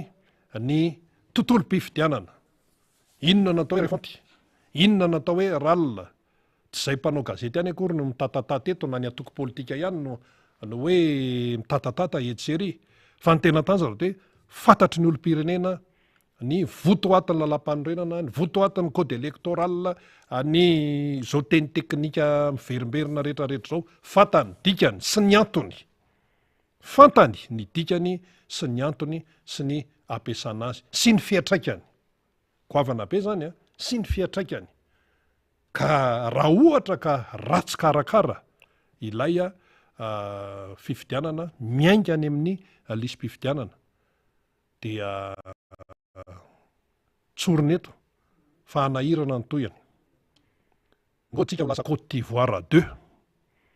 tany Côte d'Ivoire ny tena nampipoaka ny gidragidra tao arina ny fifidianana de izao nisy rafitra anakoroa tany ny anankiray ohatrohatran'io CNI eto amintsika efa izy tsy CNI azy fa CEI sa moa ny filaza azy teo hoe fa dikan'le zany raisana hoe indépendant fa ny azy tsisy hoe national fotsiny fa conseil électoral indépendant zay mifilazany azy teo de ny anankiray rafim-panjakana mitsara ny fifidianana ny teniny tato amin'le tany Côte d'Ivoire io satria ratsy karakara le fifidianana tany amin'ny fikarakarana ny fifidianana de efa nisy anomalia efa nisy nanao fananina nampisaviritaka ary tafiditra tany ny resaka hoe anaran'olona tsy tomombana tany amin'ny listry ny mpifidy zany ry zareo rehefa milasalasa ihany amin'ny resaka hoe teknôlôjia tany Côte d'Ivoire tamin'le gidragidra be iny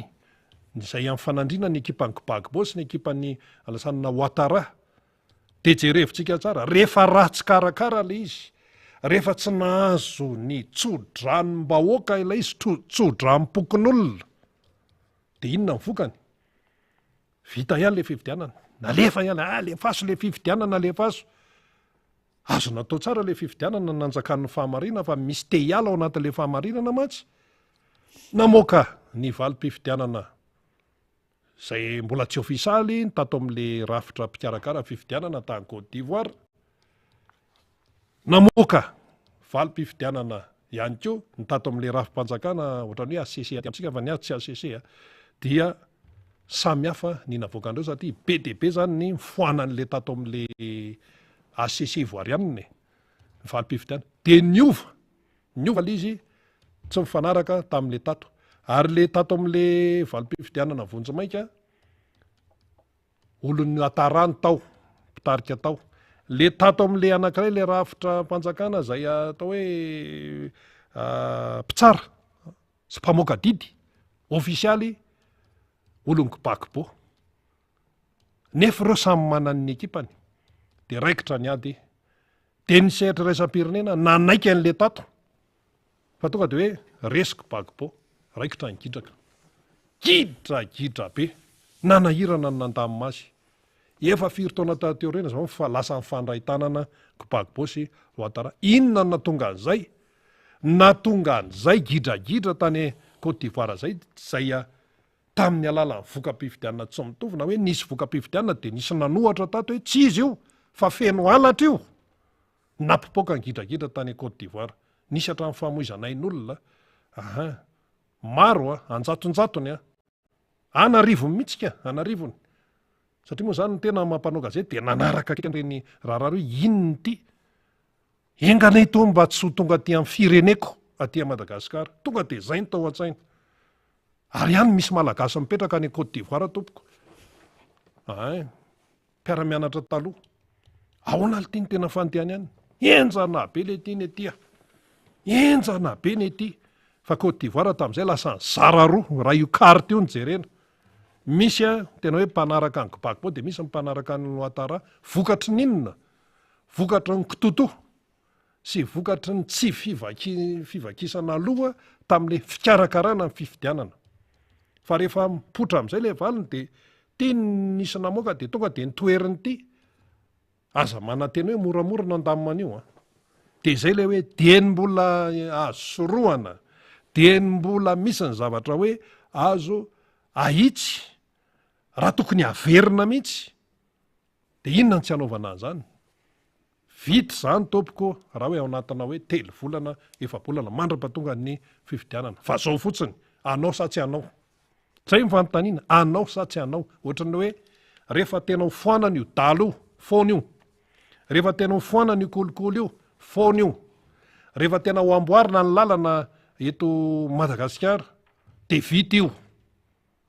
fa ny eto amintsika tsy manao raha tsy misy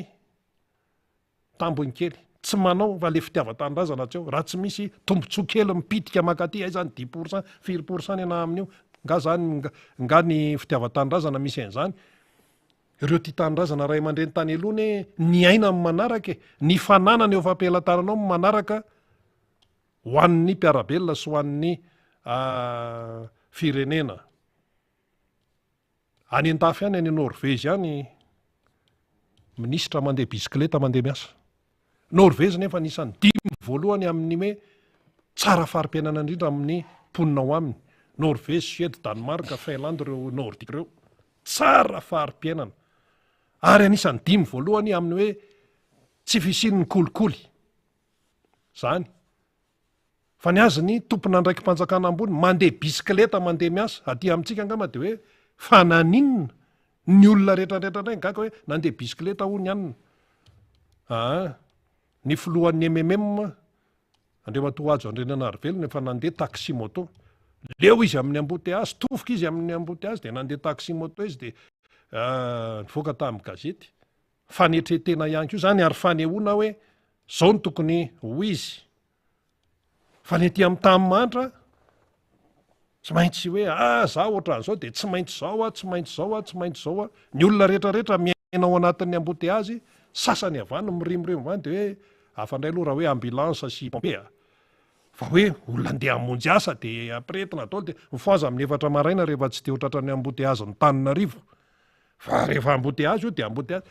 efa sahirana ianao zany ao anatin'ny embouteillage hoe nandeha amezana lalana rehefa sahirana hikasokatsy na ahoana de izay le izy resaka fitaizany zany tompoko resaka fanabeazana izany François Hollande mandeha mobilety. François Hollande filoham-pirenena teo aloha tany a Frantsa mandeha mobilety, tsy scooter, tsy motocross, tsy bolda fa mobilety. Manao an'le kasika kely iny izy, tsy taitra. Tsisy hoe mandrabiraby ny olona. Ny ministra ho zany na filohan'androm-panjakana ny Norvezy mandeha bisikleta, mandeha miasa. Zany ny modely aseho an'ny olona, mandeha ny fireneny. Fa ny antsika eto tena aiza ho aiza. Efa eto ny namana faniry Razafy Manantany, izay anohy indray ny famakafakana eto amin'ny miara-manonja MBS Radio Mada zany ka dia miaraba ny namana faniry Razafy Manantany. Tondra boky indray ianao ty, ino ty code électoral ty sa lampandrenany ty sa inona, fa ny eto moa zany tsy maintsy vakitsika ianao de hoe nanatanteraka an'iny sa tsy nanatanteraka zay tokony anatanteraka azy. Ndao ary zatsisy. Eny ary miarabandrina sady misaotra andrina dia miaraba ihany koa boribory tamin'ny voalohany izay nisanga liva andriambelo teo ny vahiny nanao fanetanana. Toraka izany ny arabana antsika rehetra izay manaraka ny fandarany ity, ny namana any amin'ny Radio Madasy ny MBS manerina ny Madagasikara dia arabaintsika avokoa. Ny mpanaraka ny fandarana eto Madagasikara sy any Ampitan-dranomasina dia arabaina manaraka ity fandarany ity. Betsaka ny zavatra ho resahantsika eto dia izay mihitsy no hitondrantsika satria ny fanadiadintsika ny rina mifototra amin'ny lalàny ary miezaka foantsika satria izay no heverintsika fa endriky ny fampandrosoana, endriky ny fandrosoana ary endriky ny fivoarana dia ny fampiarana an'izany hoe disiplinina zany ary miainga avy amin'ny alalan'ny lalàna, lalam-pandroenina ka ny fampanajana zany hoe fanjakana tantalana zany dia zay firenena republikana antsika dia mifototra amin'ny lalam-pandroenana. De misy moa zavatra tsy maintsy ho resahantsika rehefa avy eo satria rehefa manao fandarantsika zany de tsy maintsy miezaka foana zany farafaratsiny zany tao anatin'izay 2 taona zay nisy iny ty fandarana ty zay mba nisy andinin-dalàna 3 na 4 fantatry mpiaino antsika zany satria raha tena manontany ianao ho an'ny vahoaka malagasy fantatrareo ve ny lalam-pandroenina dia vitsy amin'ny vahoaka malagasy mahafantatra an'izany na hoe efa nahita ve nareo lalam-pandroenina na hoe misy andiny firy ao anatin'izany lalam-pandroenina zany de sarotsarotra zany ho an'ny vahoaka malagasy, tsy fanomezantsiny zany fa zay moa zany le hoe adidy amin'ny fandarana zay andreketantsika dia mizara izany. Etona dia mitondra ihany koa zany ny fanamarihana fa ho avy eny soloam-bahoaka ny Madagasikara zay questeur fahatelo ny anteny miaram-pirenena voafidy tetsy Ambohidratrimo mazava ho azy ny député membre Bendrina hiaraka amintsika eo izy rehefa avy eo efa andalana any izy satria mbola manao makoman-javatra samihafa amin'ny raharaha-pirenena sy ny fivoriana dia hiara-dalana amintsika eo ny soloam-bahoaka Mamira Bendrina. Akoatr'izay dia eto zany de mitondra hatrany ny fanetanana ho an'ny sabinama manandrina talata amin'ny volonondry akately lafy anosy avaratra aika anosy avaratra manko ao atsofinondry iny iny le niaraka tamin'ny anina taloha iny ry sabinama taloha de anosy avaratra commune tateorina zany ka ao amin'ny Lion d'Or anosy avaratra misy le amin'ny sabotsy le fiaonambe ny antokotiko Madagasikara le miaraka amin'ny solombavahoaka Jeriran-Drembolaina zay vovonany ediny lohany sy ny équipe-ny 10 team, ny com team, ny foot team, ny femme team, ny jeune team fa iny lehibe ho avy eo ny filoha Marc Ravalomanana zany zay ty fiaonambe ty zany ka amin'ny sabotsy mba tsy ho taritsika zany amin'ny fanomanana fandaram-taona de manomboka amin'ny 10 ora maraina ao amin'ny trano malalaka ny Lion d'Or tsy mahafantatra an'izany tsika eny anosy avaratra ny tantaran'ny efitrano malalaka manko teto Antananarivo taloha izy de hoe akany faly akany fanantenana akany nambintso ohatrohatran'izany mialatsina amin'ny resaka akany zany de tateoriny zany rehefa mivoatravoatra kokoa zany dia somary nahazo anarana malaladalaka zay de tany avaratra any tany amintsika trano zao rina anisan'ny hoe espace Eldorado vao nanomboka tany alohaloha tany amin'ny 2 arivo tamisy de nisy espace zany de nisy tateorina ny Lion d'Or de rehefa nisy fampiasam-bola le malagasy tateorina zay nananam-bola de nihitatra be le espace de mandraky ty ny androany feno espace zany ny tanàna zany ka anisan'lay lohandohany voalohandohany itony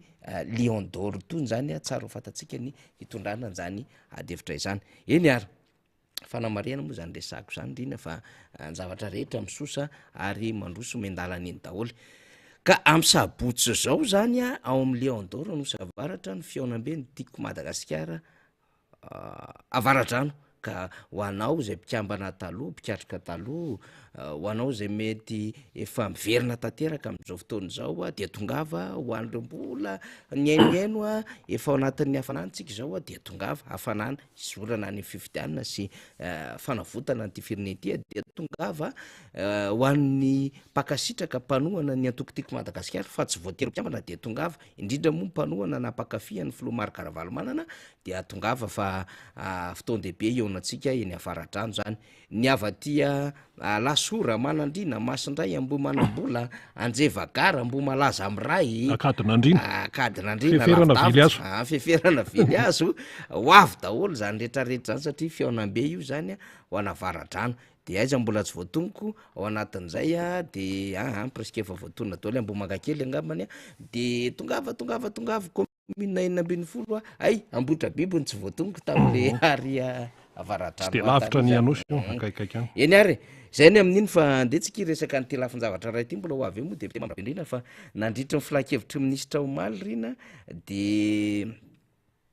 satria moa efa betsaka no menimenina momba ny jirama de ohatrany hoe mbo miasa hoy zany le fitondram-panjakany de nandritra ny le filakevitra ministra omaly de nisy fanapahan-kevitra ny raisiny le fitondram-panjakana zany momba ny jirama de ovakitsika le izy ty fanapahan-kevitra ty zany ohatrohatran'izao ny zavatra voaresaka atao anatin'izay nisy terany angovo sy ny ankoranafo manoloana ozy izy mifahasarana lehibe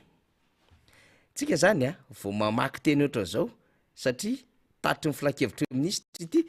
dia manandanja ny soratra rehetrarehetra averiko indray zany manoloana mifahasarana lehibe zay lalovan'ny orinasa jirama ankehitriny maiky aloha zany le fanjakana fa misy mifahasarana lehibe lalovan'ny orinasa jirama ankehitriny fahasaranana lehibe tonga manko de avahantsika fa tsy hoe fahasahiranana ray reto olo reto hoe noho ny covid-19 na tonga ny jirama mepotika na noho ny ady eo an'ny Ukraine sy Russie na noho ny adin'ny Chine sy ny Amerikana na cyclone na ny cyclone fa eto izy de miteny hoe manoloana fahasarana lehibe zay lalovan'ny orinasa jirama ankehitriny de nakataovy filakevitry ministra ny firosoana amin'ny fitakina ny trosa tokony hiditra amin'ny orinasa teo anelanelany eto am'izay mientsaritsika 8 sy 4 ka hatramin'ny 12 sy 4 efatra taona zany zay ao anatin'le fepitoam-piasany le fanjakana mihitsy zany rina 8 sy 4 ka hatramin'ny 12 sy 4 noho izany dia atsangana eo anivon'ny orinasa ny sapahandraharaha manokana hanao recouvrement ka raha ilaina dia azo heverina ny fakana ny traikefa ino tsara hisy sapandraharaha zany na service de recouvrement zany atsangana eo anivon'ny orinasa jirama fantoizana izy raha ilaina de azo heverina ny fakana ny traikefa avy amina orinasa tsy miankina ino tsara consultant efa matianina mbola sosy hafandray manko zany zao anakarama consultant matianina satria anao recouvrement zany hoe 5% an'io recouvrement atao io ny makany am'lay honoraire an'lay consultant am'lay consultation zany atao amin'ny fitakina vola hanampy amin'ny fananganana io sapandraharaha manokana io zany hoe le jirama zany anangana an'lay service na recouvrement dia misy an'lay consultant privé zay hanampy amin'ny jirama am'izany tafakatra hatrany 200 milliards d'ariary 1000 milliards FMZ zany rina ny trosan'ny orinasa jirama vidinjiro sy rano tokony halohany mpanjifa kanefa tsy nalohany tao anatiny 5 taona farany ka manampitrotraka ny fahasaranana iainany orinasa ankehitriny au moins moa zany mireconnaître raha le fanjakana fa nababitrosa zany izy zany satria vokatra ilay tsy fahaiza mitantana satria ry zareo aneny teny tamy 2018 hoe miala amin'ny maizina idiran'ny mazava, miala amin'ny fahantrana idiran'ny fandrosoana ary zay tsy nataon'ny olona atao anatin'ny 50 taona ho ataonay amin'ny 5 taona ho avy. Kanjo mireconnaître raha zareo ho tapitra le mandat afaka volana vitsivitsy de anangana ry zareo zany sampandraraha anao recouvrement de zagaga ihany rina te antany tena hoe na inona fitantanana ny jirama hatramin'izay nitsangana ny jirama zay. Misy foana ny ny impayé, misy foana ny arere tany ambadika rehetrarehetra tany, donc nisy recouvrement natao foana zany tao anatin'izany asa zany fa tsy hoe nandehandeha ho azy. Donc tsy ampy ve izany hasan'zany direction eo anivon'ny olona asa jirama tahaka le tenenantsika fa maninona ny ananganana jirama shop fa nga tsy mety le direction ny approvisionnement. Taizitsika no mividy fil scompteur taloha rehefa mamoaka devis rina toko ty ao amin'ny jirama tsika, aizitsika no mitady poto ao amin'ny jirama tsika fa zao ananganana jirama shop le izy mba hahafahana zany mitsinjaranjara mamotipotika an'le orinasa jirama averena amin'izay faly 2018-2022 izy zany 200 milliards d'ariary le trosa nandritra ny fitantanany zareo de vakitsika amin'izay ary le izy iny zany ray iny zany ananganany iny zany a sampandrara hanao fitakina na recouvrement. Faharoa mbola inotsika zany mbola zany hoe misy toyany zany le izy ho famahana ny olan'ny orinasa jirama ihany de nakatoavy ny filakevitry ny minisitra ny rosoana ny fitantanana ny fahaverezana ara-teknika io le perte teknika amin'ny fitsinjarana herinaratra avy amin'ny orinasa. Ny fahaverezana ara-teknika tahaka izany moa dia fahita maneran-tany eo amin'ny 10 ka hatramin'ny 520 ny herinaratra izay tsinjaraina no ahitana fahaverezana raha ny salanisa maneran-tany. Fa ho antsika eto Madagasikara dia tafakatra any amin'ny 30 eo zany. Mitombana eo amin'ny 50 miliara ariary isa-taona eo ny fahaverezana ara-teknika. Zany hoe ny trosa zany ny paritakany aza isorony ho faly fantazomeo vetivety ny trosa amin'ny paritakany zany de 200 milliards d'ariary 2018-2022 de ny perte teknika zany dia 150 milliards d'ariary de toy izako amin'izay le izy isa-taona eo amin'ny 150 milliards d'ariary isa-taona eo ny fahaverezana ara-teknika io goavana de goavana ka mila hena ny vahaolana de eny amin'izay nge ny fametrahana rafitra arakajy goavana de goavana ka mila hena ny vahaolana ozy izy de fametrahana rafitra arakajy mirindra sy rindram-baiko le logiciel io rina resaka inona moa zany tsy mifakaiza amin'le digitalisation nge to sy le resaka logiciel le hanaovana fanaraha-maso sy fijerena ny famokarana ny fitaterana ary fitsinjarana ny herinaratra. De eto amin'izay koa le mbola misy ketrika hafa koa misy orinasa manam-pahaizana manokana sy mahatianina amin'izany rafitra arakajy mirindra izany maneran-tany inondrage ka irosa amin'ny fanaovana appel à manifestation d'intérêt ny jirama mba hijerena izay orinasa tena manana ny teknôlôjia ny traikefa ary manana tolotra tsara indrindra hamaly ny filatsika eto Madagasikara. Anao appel à manifestation d'intérêt amina orinasa eo amin'ny sehatra resam-pirenena zany hitady an'ity perte teknika ty satria 150 milliards d'ariary isa-taona no perte teknika akoatra n'le trosa zay mbola omena na consultant privé vo tamin'ny tapabolana sa oviny ty tranga anankiray ty ndray koa mbola jirama ihany io resahantsika io fa za misy miala hoa zay ny resahantsika hoe retolo reto nge ho miseho azo favy miseho azo katraka nefa ohatran'izao le endrim-pitantanana mifakaiza moa zany rina am'le hoe nampananteny ianao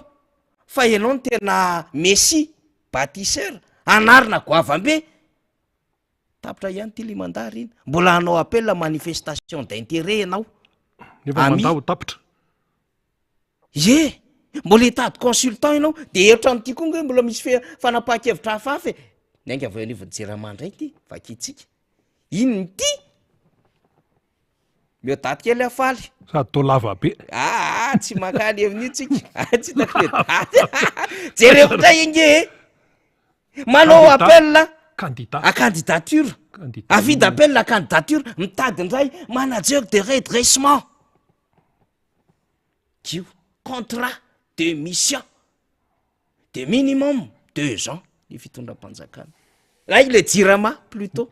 zafady tompoko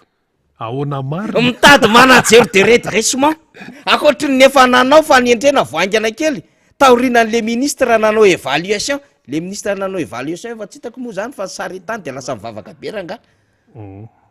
avy nanao évaluation am'le directeur be da be izy de voaka indray l'organigramme de lasa MPCA no tantanan'le jirama de le président le conseil d'administration lasa ministre de nisy nomination vaovao fefapolo ndray de mitady manager de redressement zany hoe mpitatana hanarina ny orinasa jirama no dikan'izay manager de redressement zany nefa ato efa misy direction amin'ny teny anglisy koa moa nanaovandrareo an'le izy rina ao anatin'le organigramme za zany mbola resaka any nandresantsika an'izany forma fa tsika mbola tsy miditra any am'le détail be da be efa netiko teto momba an'le détail be da be le hoe agreko hoe sinsisy ohatrohatran'izany iny appel a candidature iny de tamin'ny 16 mai iny nandeha rina de firy tsika zao 25 mai zany hoe à peine 10 jours 24 mai omaly ny conseil des ministres à peine zany 8 jours taorinan'iny fitadiavana manager de redressement iny de mitady consultant ary hanangana service de recouvrement ao anatin'le orinasa jirama iketrika an'le 200 milliards de eo antanitsika ny consultant tsy mikarama fotsiny am'izao il faut payer de ohatrinona aloha zany le orinasa efa borona efa kofona ananganana service hafahafa dia mbola consultant ampidirinao de iza ndray zao no miketrika an'izany ihany de orinasa niza de akamaniza ndray zao zany consultant ao ampidirinao zany de mbola anao appel la manifestation d'intérêt hiketrika ndray orinasa amina resaka logiciel zay anaramaso an'le perte technique any jirama satria misy 150 milliards d'ariary mandehandeha ihany de fomba fanao fotsiny aloha le hoe appel la manifestation d'intérêt fa iza ndray zao no miketrika an'izany any ambadika any tsy maintsy rybe atoka sy rybebe kibo sy ry maranodranitra kiraro manitra ranomanitra ry vitre fumé samy hafa ary anatina klasina bosy hafa manana lobby enjakenjana zay no mahita zay satria be mpitsiriritra le jirama kinona moa tsy natao tamin'le jirama ovaina le directeur de lasa le ministre aloha niimportena avy any le ministre de tonga de tsy naompy tamin'le jirama de nesorina de rehefa avy eo rehefa tsy naompy tamin'le jirama tamin'le angovo le ministre de natao DG ny jirama nesorina ndray iny napiditra DG par intérim le DG par intérim koa voamaika koa nampiteniny anarany tamin'ny prime exceptionnel sy resaka fitsaboana sinsisy amina adevitra be ao anatin'ny orinasa jirama facture ny tiako resahana am'izany de inona ny efa rany rina lasa enjehana tadiavina anaovana video recherche ndray le DG anankiroa zay le fitondram-panjakana ihany na niendry azy fa tsy ny RMD manantim na panorama nefa ny averina fa anao redressement reto ny tena mahavita azy de nananganangana ndray de misy ministre teo hoe ty ndray ny tena nahavita azy de mitsikitsiky de manao selfie de kodiarandroa de makamakeri de ndao hiasa de sinsisa de matoritoriany amin'ny lavarangany andekaleka de manao an'izao fihetsiketsehana misy na sarma rehetrarehetra zao fa tsy ohatry zany nge nahavitra an'le jirama manino ny président Marc Ravalomanana nahavidy groupe mihoatry ny 10 tamin'ny fotoanandro ny tantanany azy tany amin'ny 2007 tany hoany nahavita ny tsinjo lavitra fa hoe tsy maintsy akatra amin'ny mpandrifa ao anatin'ny orinasa jirama io noho izany ampidiry vary tsy lahy tao manoseza tena ampidirina tao manoseza ndao anao installation na 3e groupe tsika 4e groupe tamin'ny andro ny rajonary mampianina satria groupe efatra no tafiditra ao amin'ny andekaleka efa misy toerana am'izany ao nambarina tamin'ny fotoanandro nanamboarana ny andekalika raha sy diso a danoa mosapehibary iny lay orinasa nahazo amin'ny marché tamin'izao fotoanandro zany rairay am'izay l izy mialatsy indrindra raha ohatra ka misy tsy tadidikely ndetin'andriamatody de ratsiraka ny olona zany mahay mijery lavitra hoe mitombo ny vahoaka dikan'izay mitombo ny consommation fa nitanjona ihany ko ny isina fanjakana de zao ahoana no ahafahana mitondra jiro ho an'ny isa-tokantrano malagasy ka raha 15% nahazo ny jiro ny jirama sy ny rano ny jirama ahoana ny ampitombony zany ho 50% ao anatin'ny folo taona ho avy ohatra zany ina atao hoe fahaiza mitsinjo hoe anticipation prévention ary gestion endriky ny bonne gouvernance daholo zany fa ny anao arakaraky ny nidiran'le fanjakana teo riny na vototra n'lay jirama eo atanan'le fanjakana lasa ny atanan'le privé de fininy ohatry ny ty misy le izy ohatry ny ty telefony ty azonay ty tsy omenay eninny eo lisany ikitika ino ny marché azony lisany mipoto mba azonareo de ndana manapaka azo iny azo iny koa mipoto iny koa rina mbola azo mbola hafa mihitsy iny traitena manokana mihitsy iny de poto en béton koa ny azonareo na nareo ay te azo an'ity eny ary marché ana fila re veloveloma ao anala mahitsy aloha misy direction ny jiramany ihany nala mahitsy ihany re akaiky ny carrière ry ohatran'izany sisy fa le tena goavambe inony ko masinina ny jirama ihany nge ny tany volobe tany volony e tamy maroantsetra e ny tantany tozikrine ny samby ampoera teto manoseze sy ny maro so sisy de lasa mividy any am'ireny olo reny ny fanjakana amin'ny alala ny jirama plutôt ka raha 600 ariary ny ray mégawatt ray kilowattheure moa zany de varotana perte alizy 300 ariary de aiza no tafarina le orinasa ambon'le hoe saika groupe avokoa zany am'le resaka santartely mihitsy no mamelona an'le orinasa azo atsika n'lay herinaratra de iny sady vidinao le carburant tsy vidiny eny amin'ny station d'essence fa misy fournisseur manokana no mbola manofa an'le groupe le orinasa de aiza no tafavoaka de efa nataon'le fanjakana daholo ny fihetsiketsehana mahery vaika netony tao daholo ny karazana katraka rehetrarehetra na ny endro olona izy tao amin'ny angovo ministre Christian Ramarla talohan'io ministre Vonjy-Andriamanga de natao DG indray Vonjy-Andriamanga ny esoriny Jomiaro Olivier de avy tatindray ny esorina indray Vonjy-Andriamanga nampiakarina indray Rivera Danielson natao DG par intérim de zao ndray zany misy tale généraly hafa ao koa misy karazana DGA maromaro eny hatram'izay misy structure misy ny DGA momba ny misy ny électricité sy ny sisa ny administration et consort de ny ampitombona indray le organigramme be da be efotelopolo efapolo direction zany hoe misy sarza be da be nampitambiasarana an'le jirama amin'ny alalan'le personnel aloha zany fa koatran'izay mbola sarza ngeza be le IPN n'lay carburant fa mbola sarza ihany ko ny ofa n'lay groupe marobe zay mbola ametrahana fanontaniana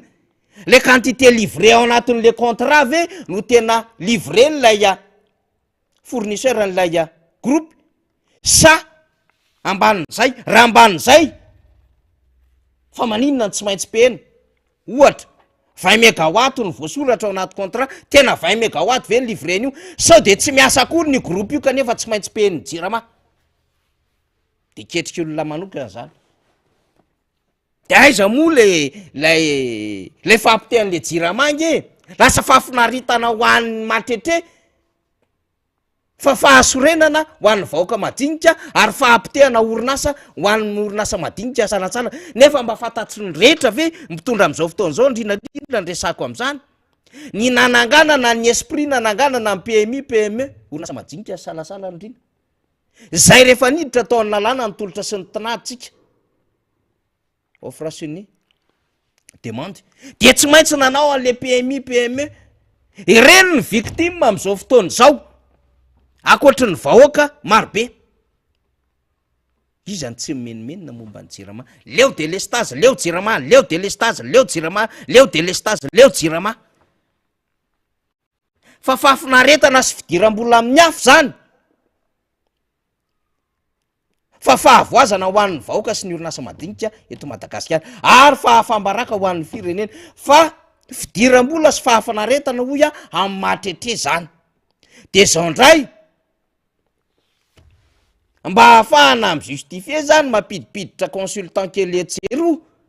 hitady akamakama orinasa any ambadika andray ve sa inona ny tanjona apetrako mibaraingim-panontaniana apetrako hoy mibaraingim-panontaniana de ato ikaka 200 milliards d'ariary any orinasa jirama fa nga tsisy ahavitan'izany eo amin'ny jirama rina toko ty toko manana teknisianina am'izany tsika nge nampianatra olona manam-pahaizana momba ny commerce tsika nampianatra tanora malagasy manam-pahaizana momba ny tontolo ara-toekarena manam-pahaizana marobe tsika resaka marketing sy ny sisa maninona zany tsy ahetsika eo anatin'ny orinasa jirama ka anaovana organisation interne ahafahana manao an'le recouvrement an'le 200 milliards d'ariary zay nareo tao anatin'ny fanjakanareo heureusement ary zareo ny reconnaître 2018-2022 za manko ny andriany ndray hoe so de lazay nreto ndray tamin'ny androna valomanana ndray io satria zany zay tsy fahombiazana rehetra eto tamin'ny andro ny dadanareo tamin'ny andro ny ravalomanana tamin'ny andro ny filora valomanana zay foana ny fanoliana de mba au moins reto mba ny reconnaître kely ihany aloha 200 milliards d'ariary de mbola perte technique ihany ko mbola resahana de mbola hitadiavana orinasa de zany nefa tsy hoe andeha hiasa bojo ohatry ny Rothschild moa rina nandoavam-bola sa tsy nandoavam-bola ohatrany tsy voafalitra de inona le résultat le Rothschild teto amitsika mety nisy résultat any ambady fa tsy kopitsika na samy kopy fa mody mitapy aloha tsy resahana Macron efa niasa tao atsotsona daholo ty karazana any de ito zao misy manager de redressement anao misy ao anatin'ny roa taona de iny lavabe iny masitsivana ahafahana mikariko an'le manager de redressement nefa ao misy tale fo 30-40 tena valiny inona ary ty ohatrin'izao zany le endriky le fitatana n'le fanjakana heureusement teneniko foany ty kely sisany anareo efo tapitry tira olona zay mahatonga ny olona iteny hoe miverena dada zay maty zay ka ny olona nge mahafantatra Zay fantatry aiza ny solution aiza le izy aty ve anao amin'ny fafiarano mandahanao miketrika anao manager de redressement miketrika anao consultant hitady an'le 200 milliards d'ariary ny fanjakana koa nge mbola nanajirama voly misy zavatra mifamatipatitra be da be io ny fournisseur ny compagnie pétrolière nanajirama vola akoatrin'izay ny fournisseur ana groupe ihany ko mbola manam-bola mijirama mifamatitra zany io mifampiditra de eto mila mazava ohatrinona ny vola jirama manana trosa misy Any ko amina client. de misy ko manana trosa amin'ny jirama zay le izy ok zay misy le izy ka compliqué le izy fa misy solution nefa zavatra tsy vesarana be ohatran'izany ampitombo sary zany le orinasa jirama fa azo vahana ao anaty le izy ny mpiasany jirama tompoko ny teknisian'ny jirama tsaroko ty adevitra ty efa nisosikevitra ny mena izy ireo tao rena kely tetezamita satria nareo moa namodika an'lisy tamin'ireny tetezamita reny satria nisy ambombava napetraky ny filomarka ravalomanina tao ny aina le jirama na matambonina eo am'izay vao nitsofoka le karazana orinasa be da be zay tsy gasy ny akamaroan'ireo tsy malahelo an'izany tsika akory na mialina fa tehiteny fotsiny tsika hoe satria zay misy le nitadiavinareo be mpitsiriritra ho a le jirama de rehefa be mpitsiriritra le jirama de ohatry ny fiarakodia ny ravaravana ny kapitonazy lasandrakoto, ny carrosserie lasandrabe, ny sasy lasandrandry, de ninona koa ny pièce atao amin'ny train vent lasandra George, mipaky dambre ny train rera lasan'ny razerome, ny pneu lasandra zily. Ohatran'izany nge nanaovanareo an'le jirama e. Hatramin'le bouton kely reny mbola misy mitsiriritra, asa izy anazo an'ireny. Ohatr'izay sisa le orinasa jirama am'izao fotoana zao. De fotapitra le mandat de mbola misy ketrika ihany. Fa maninona hoa ny tsy azo atao no tsy hidirina le réalisation farafaratsiny komena ny teknisianina nivon'ny jirama manamboatra n'ireo groupe rehetrarehetra ireo, satria misy groupe maro be ao simba azo amboarina zany. Efa hitantsika fa niainga le tsy miroro, efa nisy fikarohana natao, de inona nitondrana an'ilay adefitra tsy compatible am'lay machine lay menaka mavesatra avy any tsy miroro fa ohatran'izao fa tsy maintsy mijery machine. Zany nge ny fomba tsy nahafahana napiditra ny tsy miroro tao, satria misy marché very riny e any am'ireo fournisseur hafa e. Nefa zany azonao trandrana zany, zavatra ohatran'izany zany tokony andehanana lavitra. Maninona tsy miady hevitra amina firenena zay verina fa goavambe afaka miara-miasa ka tsisy fifamatorany ara ekonomika fa tena hoe fiara-miasa hanavotana Madagasikara izy. Mahita 151 millions d'euros nareo gaspille-nareo amina téléphérique an'Antananarivo ohatra, fa tsy mahita vola ohatran'izany ve nareo ahafahana manao centre ino ty hydroélectrique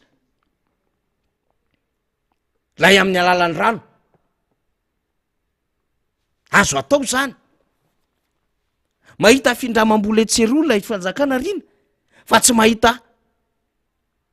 vision ngeza be, satria raha misy ny tena famokarana jiro tsara, miodina, mety, mahafinaritra de amin'ny alalan'ny rano. Aingana amin'ny puissance an'iny miodina 24 heures sur 24 heures iny, satria misy alery an-drano be mikapoka amin'le turbine ry ambany ary, de aingana amin'ny fiodina iny makany amin'le transformateur, de miampita any amin'le ria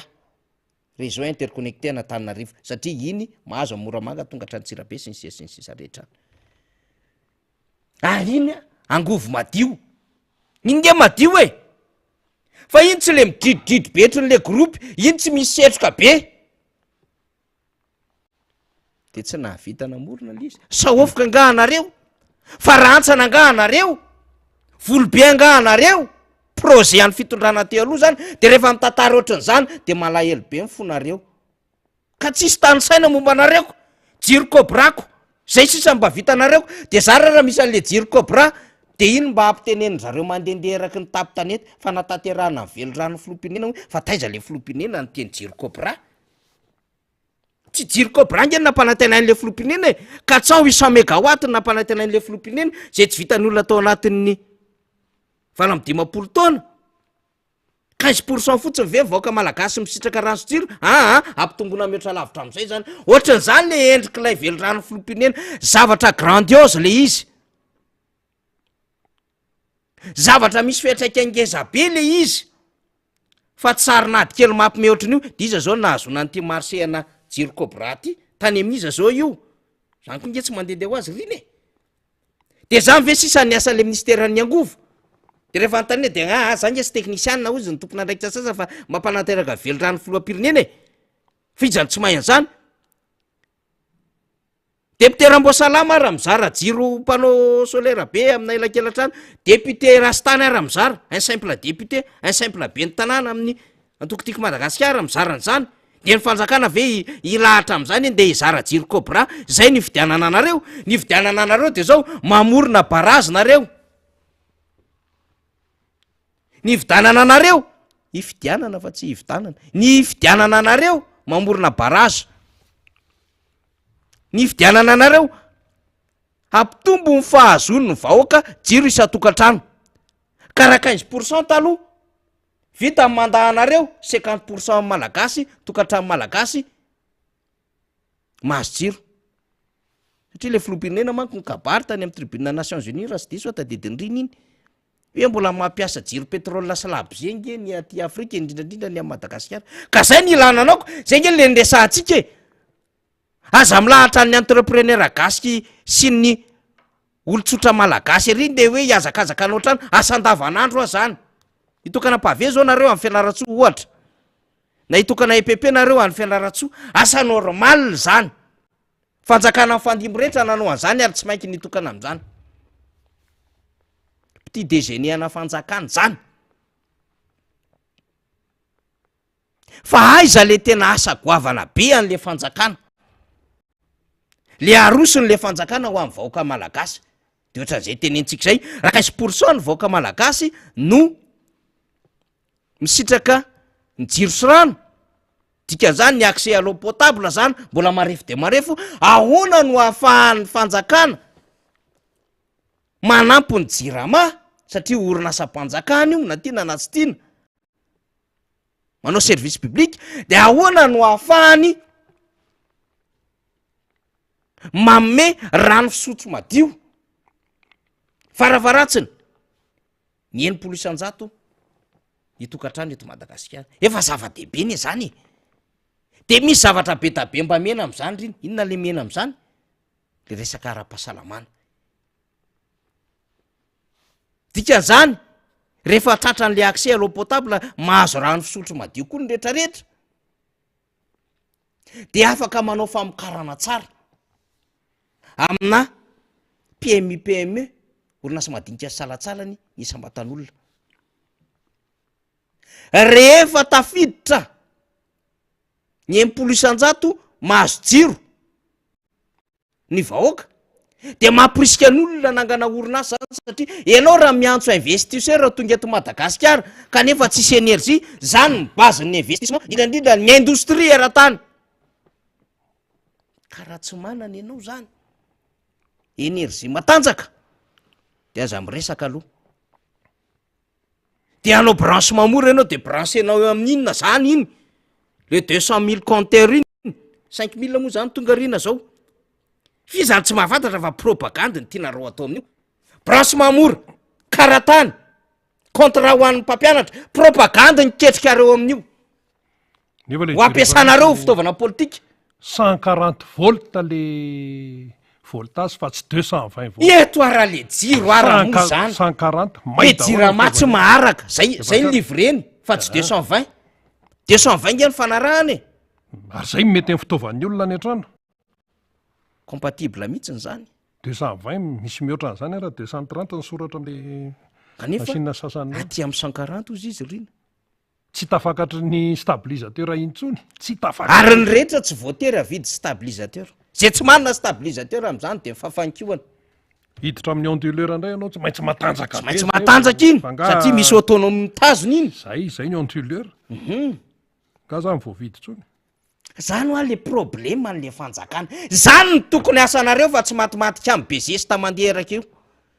tokana EPP de pavesy tsisa zany za asa klasika zany fatona eta zany rehefa mijery lalam-pandrena l'état garantie zay nge nydikanizy fanjakana miantoka an'izao fanjakana manana zao adidiny fanjakana mampianatra zany tsitsy asa ny fanjakana zany manao promesse hoa asa ny fanjakana zany hoe zay marary tonga voalohany de mahasoainy de maimaimpona ka zany voalazany lalam-pandrenako manana zo tsabona le malagasiko zay nge le asa ny fanjakana fa tsy hoe zava-baovao zany tsy zay le izy mila manana vision lavitra rehefa mitatana firenena de tsy manao hevi-jaza sy manao fisainan-jaza mitatana fanjakana ka aprevy sy fety lava sy ibaba lava amonombo lava ny everina fa fampantrony non tsy ohatry zay tombola tsy resaka kery misy le izy fa tariny olona ome ho azy ny possibilité ahafaha mivoaka am'ilay couloir maizina be le tunnel inona zany ny possibilité menao anazy miolabzy izy anjara no mitarika fivoahana anatin'ny couloir io 500 metre ny alavaliny miolabzy izy sy afokasika anjara no mitsanjara am'izay atoroa izy fa raha tafavoaka amin'ny ianao mahita azavana tsara ianao ajanona am'izay ny labzy sy afokasika meo azy fotsiny sy ny depiste meo azy ny guide sy ny orientation ahafahany voaka am'le tunnel zany no ilaina n'le fanjakana fa tsy hoe ivoaka amin'ny tunnel io ianao ndao aloha anao spectacle tsika devant le tunnel de amonomby eto tsy zany de andika hoitra tsy zany a 3 metre miditra am'le tunnel le olona de zao bloqué de verenina atsonao ndray aviara aloha bon solution omena ndaso ndraindray ara aloha izara ry cantonné aloha tsika sy tsisy dikan'izany za zao tena mba malahelo mihitsy mifokoriana mahita an'le hoe tsy mahafantatra le fanjakana inona natao hoe fanjakana continuité de l'état de misy gara rotera nandaniam-bola ery ambomanam-bola ery de eo miesina fotsiny hoe efa taona mahery le gara rotera zany de marque zany hoe tena tsady tsy mahay mitatana misy lonolony ara-politika le mpitondra fanjakana any mpitondra teo aloha nefa olona niaraka taminy any le mpitondra teo aloha resahany io ary misy fanaovana tsinitsinina amy volam-bahoaka satria volam-bahoakana io de tsy exploité anao tsy ataonao ininona le gara rotera eo am'le gara rotera nefa mba misy anankiray aloha zany efa mba mandehandeha mitsiditsidika any le misy an'le train urbain eo am'le gara rotera misy lalana amin'ny alalan'ny arabe voie terrestre tonga de tonga am'le gara rotera miodina tanteraka mihitsy niaraka Antananarivo misy lalana amy ranony kopa azona exploitena zany resaka fluvial de io resaka lalamby io de lalamby moa zany efa mba manangasanga any fa de tsy exploitena le izy apetraka eo satria inona ny antony ny teo alohany nanao azy nefa volam-bahoaka volam-pirenena ho amy tombotsom-bahoaka no nametrahana an'izany rina fa tsy ho amy tombotsoa na mpitondra anankiray zay enge le probleme tsy afaka ny andeha lavitra be mihitsy le mpitondra fanjakana fa bloqué amina avonavina bloqué amina amboamby kely samy hafa baiko azy aty ambadika de perta fotsiny le izy raha ny exploité no nandritra zay efa taona mahery zay misy zavatra be tabe niova teto manokatra lalana ray anao jerevo manokatra lalana anankiray rehefa tery ny embouteillage ratsy be ny lalana teny Anosy be na vita ny fandresy lahatra niaraka amin'ny fanjakana teloha niaraka amin'ny fanjakana Marc Ravalomanana zay le endriky ny continuité de l'état miresaka amin'ny frantsay ny AFD namboary ny Anosy be tonga mihitsy Jacques Chirac tokana Anosy be mahafinaritra be Anosy be efa nisy kisoa teny nandehandeha voan'ny arabe tsy fakahitana tsika raha mbola nandeha niantsena teny tonga de miaraka am'le kapapneko za mihitsy le izy zany nge zava-misy teto e de ohatran'izany ihany ko sokafa ny président Marc Ravalomanana boulevard de l'Europe boulevard de Tokyo rina milamima ny tanàna de ny sokafa ny ngara-jonary mampianina ihany ko l'aérocady de hitanao ihany e mba miena ihany le bouchon kely atsero satria 8 kilometre na rocady kosa aloha efa mampiena zavatra zany e ary mivaipasy eny ka iny le mitoy an'le boulevard an'le niteneniko teo to samy mandeha daholo mivoaka amina lalam-pirenena manko reny zay zany le ohatran'izay le atao hoe mpitondra tsinjo lavitra de ahoana no ahafahanao manosika ny secteur privé anao création d'emploi de ny adidin'ny fanjakana manamora ny fananganana orinasa ny antony natonga ny président Marc Ravalomanana nanatsara ny DBM mba ahafahana mamporisika tsara fa zao ny takiny ny sehatrirasam-pirenena ihany ko ny resaka hoe fisorohana ny resaka corruption kolikoly de natsangana daholo ny rafitra rehetrarehetra edina am'izany nanomboka 3 soroa arivo de natsangany zany fahaizana mitsindro lavitra ho azany fa ity mampire vahoaka ianao firy zay omby lany ny vonoana zay nandritry ny efa taona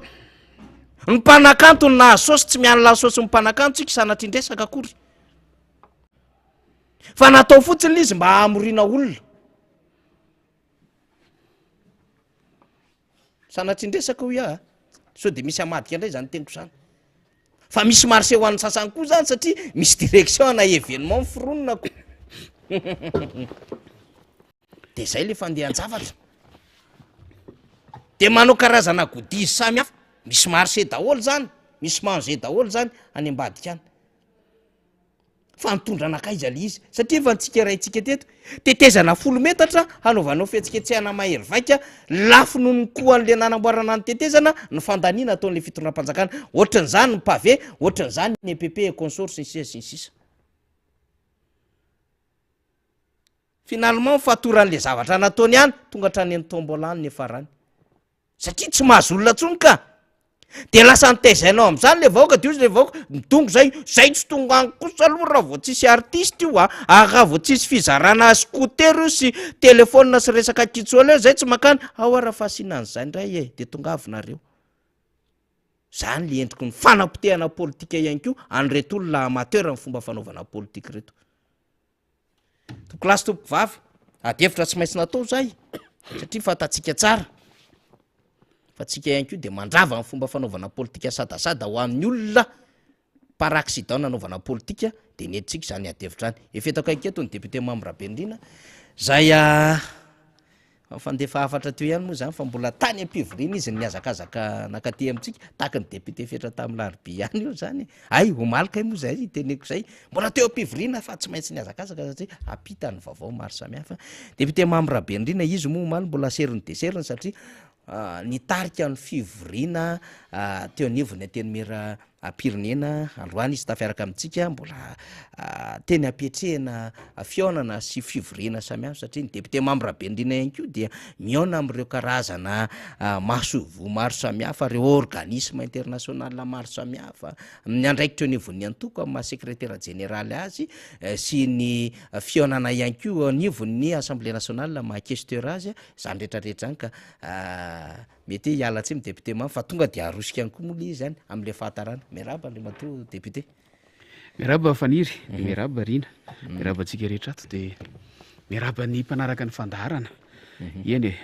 mirotoroto moa mirotoroto fa manatentsika fa izy vokany tsara ny asa ina député andraso aloha satria omalina oraka be le adevitra hikaroka mihitsy manko hito le izy hito hikaroka mihitsy hitako le izy andiny faraiky am'zato isaky ny fiandohan'ny fivoriana ara-potoana voalohany no anolorany gouvernement tamin'ny Antenimera Pirenena ny tatitra momba ny fanatanterahana ny fandarana asany arahana adevitra makasika ny asan'ny gouvernement sy ny fanombanana ny politika mpanjakana ny fanolorana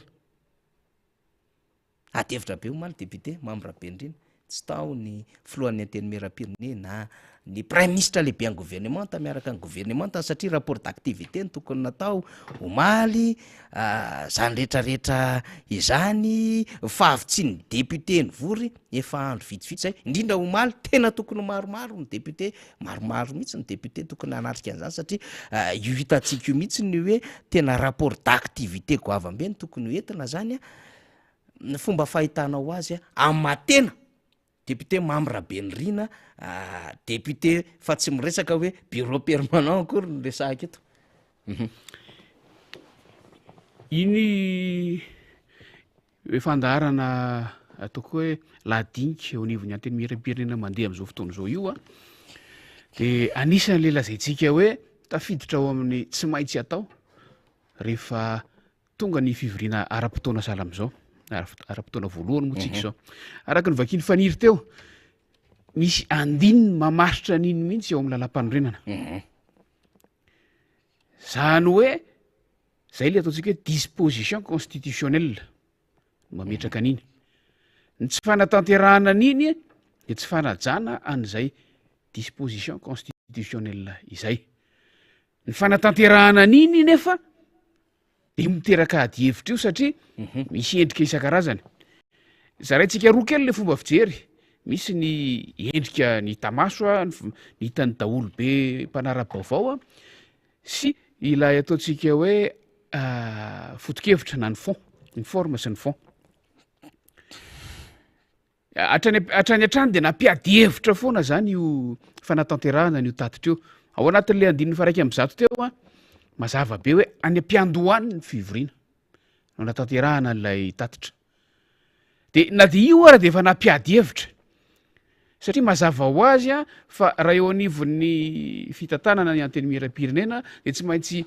ifanarahana am'lay amy gouvernement taloha na izany na tsy zany ny fotoana anatanterahana azy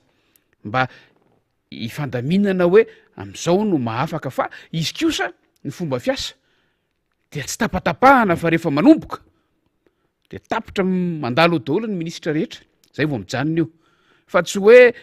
hoe misy vagina ministra 5 na 10 aloha de mandeha tsikelikely de mivadika zavatra hafa ndray fa iny tsy misy hoe voatery ho zay fa fandaminana anatiny eo anivon'ny anteny miram-pirenena no hoe rehefa mandeha io manomboka amin'ny prime ministre io de tsy mijanona io raha tsy avy mandalo daholo ministra rehetra de zavatra mitranga no hoe manao volavolana fandaharam-potoana sy lahadinika ny anteny miram-pirenena misy olo tenany gouvernement moa manatrika am'ireny fanatanterahana ny fanapaharana ny lahadinika ireny de rehefa tonga ny anivon'ny gouvernement ny tatitra sy izay sosikevitra izay efa fanapahan-kevitra izy fa rehefa tonga any izy eo amin'ny fomba fiasa mbola afaka manao sosikevitra ny gouvernement ary mitranga zany matetika ny hoe am'ty daty lazay na tongavan'ny ministra anankiray ty a tsy eo izy amin'io fa mba amboarina kely de mitranga zany fifandaminana amin'ny fomba fiasa zany tsy olana zany akory fantanjona de zao hoe ajaina le voalaza ny lalam-panondrenana de atao lay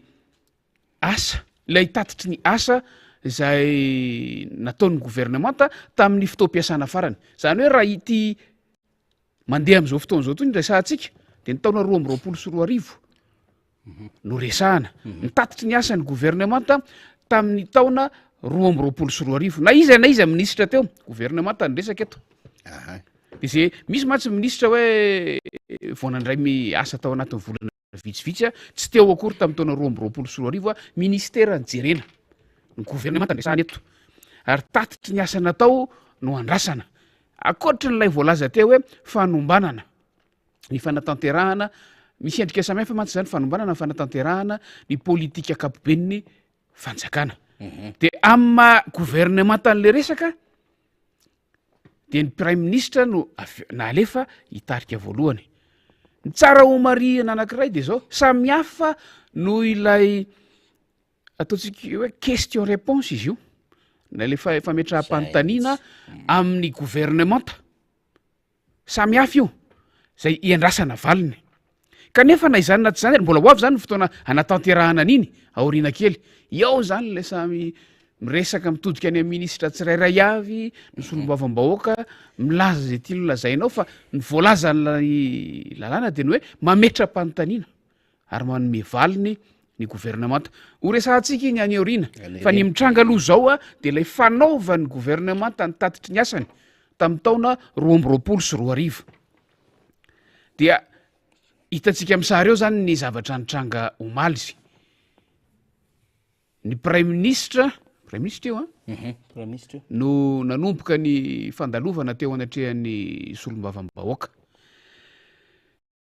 raha tsarotsika tamin'ny fivoriana ra-potoana farany taorian'le motion de censure iny nanomboka teo zany a de nisy elanelana be nisy fahasarotana ny fifandraisan'ireo androm-panjakana anankiroa reo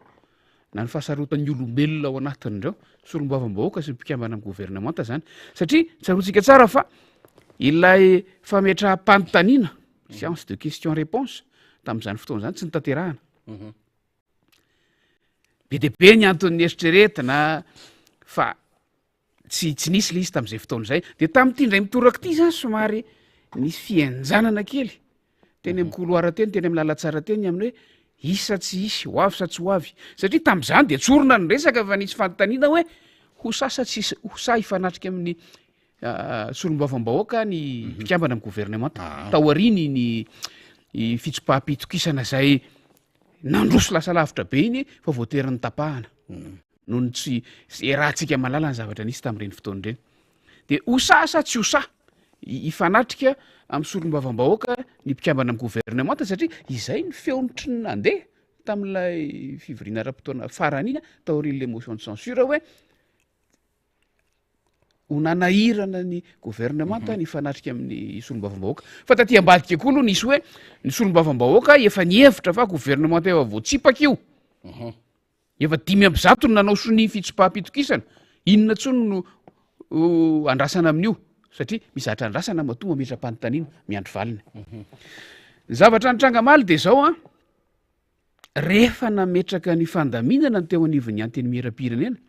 de nanaja ny voalaza le mivakiny faniry teo tamin'ny 1.1% hoe arahana hevitra zay nga misy teo mihitsy dia za mihitsy namaky namerina n'io andinina io sy nametraka ny fomba fiasa hoe ho fanatanterahitsika an'izay de misy ny fandraisam-pitenenan'ny prime ministre ministre tsirairay zay voatonona ao arinany de misy ny 3 minitra isaky mivondrona parlementaire de mitoy tao le izy fa niady hatramin'ny farany ny vondrana parlementaire sasany sy aloha tonga de hitsitsika hoe mpanohana ny gouvernemanta mba tsy isiny ho adivitra eo everina ho maro anisa zany everina ho maro anisa kanefa anisan'ny nanaitra de zao no hoe anisan'ny ady ary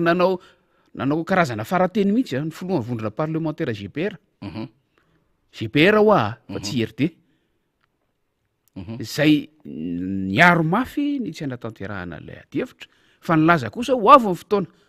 anaovana ny fametraham-panontaniana sy andrasana ny valiny ary am'izay zay ho vatolampy ampiandihizanareo zay iaro an'ity fitondrano ty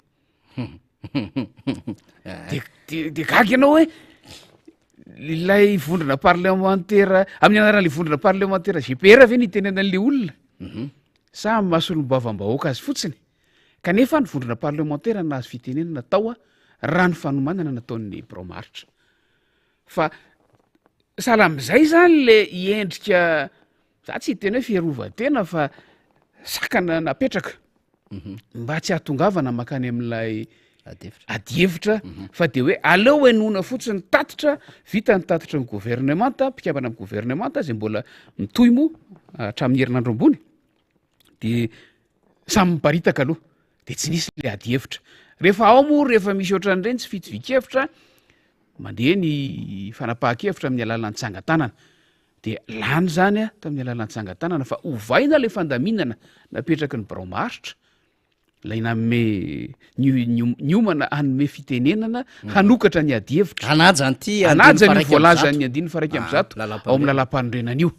fa zay ho any zavatra nitranga teo nisy andihana solombavam-bahoaka tena nanao zay tsy isin'lay adihevitra hatramin'ny farany ary somary mifangaro satria fatatsika tsara fa ohatra hoe ao anatin'izany vondrana parlementaire GPR zany de nisy nandray fitenenana tao ary nanao ny fanamariana ny amin'ny fomba fiasa eo anivon'ny gouvernemanta zay niomana matoa izy nanao an'izay de niomana ho amin'ny isiny adihevitra de zay le fanontaniana mipetraka hoe miteny amin'ny anaran'ny vondrana parlementaire raha ve ilay le floan'le vondrana sa miteny amin'ny anaran'ny tenany zay tena zay ny zavatra nyteneniny hoe miomana mihitsy izy iaro an'io fitondram-panjakana io nidikan'izay ve zany de zao hoe efa miomana koa ve zany ny mpanohana ny fitondram-panjakana fa ataky no ho avy eo matoa tonga de défense no mitranga tonga de fiarovatenany ao tonga de fiarovana an'le fanehoana fiarovana sy fanohanana an'le gouvernemantany ao ny fahazarantsika ngehatra am'izay ny zavatra hita maso ny akamaroan'ny mpametram-panontaniana rehefa tonga ho siansana question réponse io ny akamaroan'ny mpametram-panontaniana de mpitora-boninkazo sy mpanao fisaorana ny fahefanam-panatanteraka fa ny avy amin'ny vondron'ny mpanohitra sy solombavam-bahoaka vitsivitsy ihany no azo lazaina hoe mametraka fanontaniana araka ny tokony ho izy fa ny ambony vao tsy miainga akory ny resaka de efa toraka voninkazo no mandeha nefa tamin'ity ndray mitoraka ity zany mbola voaherinandro vitsivitsy aty aloha mbola ty am'le tatitra de efa fiarovana sy fahasiahana be no ampoitra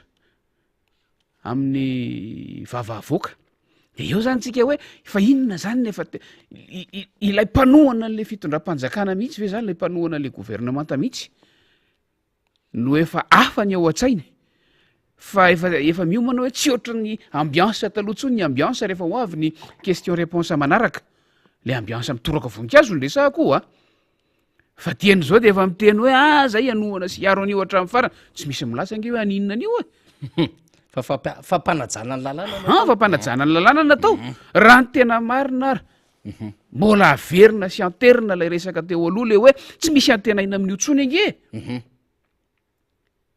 raha ny isana soni efa nitsipaka ny fio gouvernement teo no raisina efa tsy matoky ny gouvernement teo intsony ny parlementa ny anteny miera-pirenena zany hoe raha ny akamaroany solom-bavam-bahoaka ao tsy miandry ninninona amin'ny gouvernement teo tsony fa araka ny teny faniry teo hoe manaja ny lalàna no atao fa mpanajana ny lalàna no atao a de alefa izy andalo ny raha tsika nahita teo matetika rehefa ohatran'io feno hatrany amin'ny 20 isan-jato fa raha fa kely ny efitrano fivoriana eo fa hitatsika teo ny sary a fa banga ny dika zay na le maro anisa mpameno ny salina raha zahafa ny teny teto tany aloha hoe tsy nivondrona parlementaire tiako madagasikara moa ny fantatro tsy nivondrona parlementaire tiako madagasikara no andeha maritana ny fahafenonana tsy fahafenon'ny toerana 9 ange nisanay e fa tsy ny 9 no andeha maritana hoe bangabanga ny toerana ao amin'ny anteny miera-pirenena na feno fa ny maro anisa no mife ny fahabanganana ny fahafenon'ny toerana eo amin'ny anteny miera-pirenena de zay no hitatsika omaly bangabanga ny toerana natao tamin'ny fiatrehana ny fiatrehana ny fanaovan'ny gouvernement tatitra zany hoe le maro anisa mpameno toerana rehefa te ho avy no niarana napa-kevitra ny ambadika any tsy ho avy hanotrona n'lay tatitra ataon'ny gouvernementa fa raha misy ny fitorahana voninkazo tokony atao am'izany fanaovana tatitra zany satria vitsy de vitsy ny aenona hoe tatitra mihiba amin'ny tatitra lazain'ny gouvernementa sy mpikambana amin'ny gouvernementa zay mifandimby manao an'izany tatitra zany eo anivon'ny anteny miera-pirenena zay ny endrika anankiray hitatsika de rehefa nandeha moa zany fanapahan-kevitra zany a de mifandimby nanao tatitra fotsiny zany prime ministre lehibe ny gouvernementa ministre ny fiarovam-pirenena ministre ny filaminam-bahoaka ny secrétaire mpanjakana miadidiny gendarmerie ary ny tolakandro de nisy ny ministre ny raharaha-mbahiny de zay no enona le tatitra de isaky ny vita ny tatitra zay nylazainy teo de mirava ny fivoriana misy zany a samy manomana tota taratasy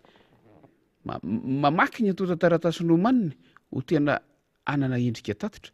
fa nisy tena nanaitra mihitsy ny ray tamin'izy efatra menadary eo fotreny manao cour magistral mampianatra momba ny zavatra andrasana ministerany sy ny amin'ny départementany reny nataony tao fa tsy arak'ilay tatitra andrasana sy voahomana ao anatin'le izy zany hoe tena nivoana moa le izy araka n'le tena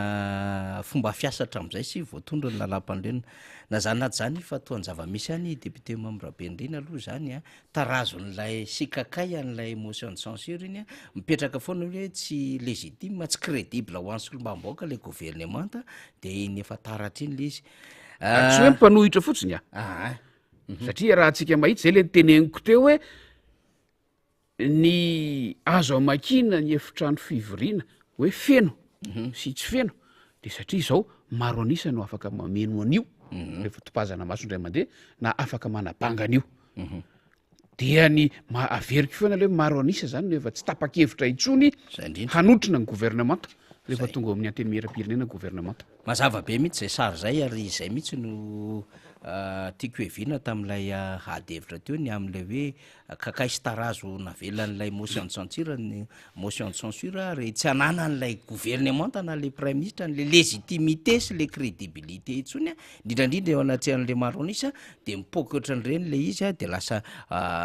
mandika sy mikaroka paipaikady zay hivelan'ny lalàna zany zay ny amin'ny député Mambrabendrina tamin'ity herinandro ty dia nisy ny fiarahamonim-pirenena tonga teny amin'ny antenimieram-pirenena ny tondra ny sosikevitra izy ireo amin'ny hanatsarana ny lalam-pifidianana satria ho avy moa fifidianana fantatra ihany ko fa misy vondrona solomamboaka maromaro zay nametraka volavolan-dalàna fanitsiana am'izay lalàna momba ny seni zay ary ny antoko tiako Madagasikara ihany ko mety misy antoko hafa ihany ko dia manam-pikasana hanity zany nanao amendement amin'ny lalàna 8 mikasika ny lalam-pifidianana ohatra ny hafanana azakazaka zany nenenivon'ny antenimieram-pirenena iny efa nresantsika teo iny fa eo amin'le resaka lalam-pifidianana na le fanatevenana na fanatsarana ny senia iazaka zany am'izao fotoan'izao ary adevitra be mihitsy député Mambrabendrina inona no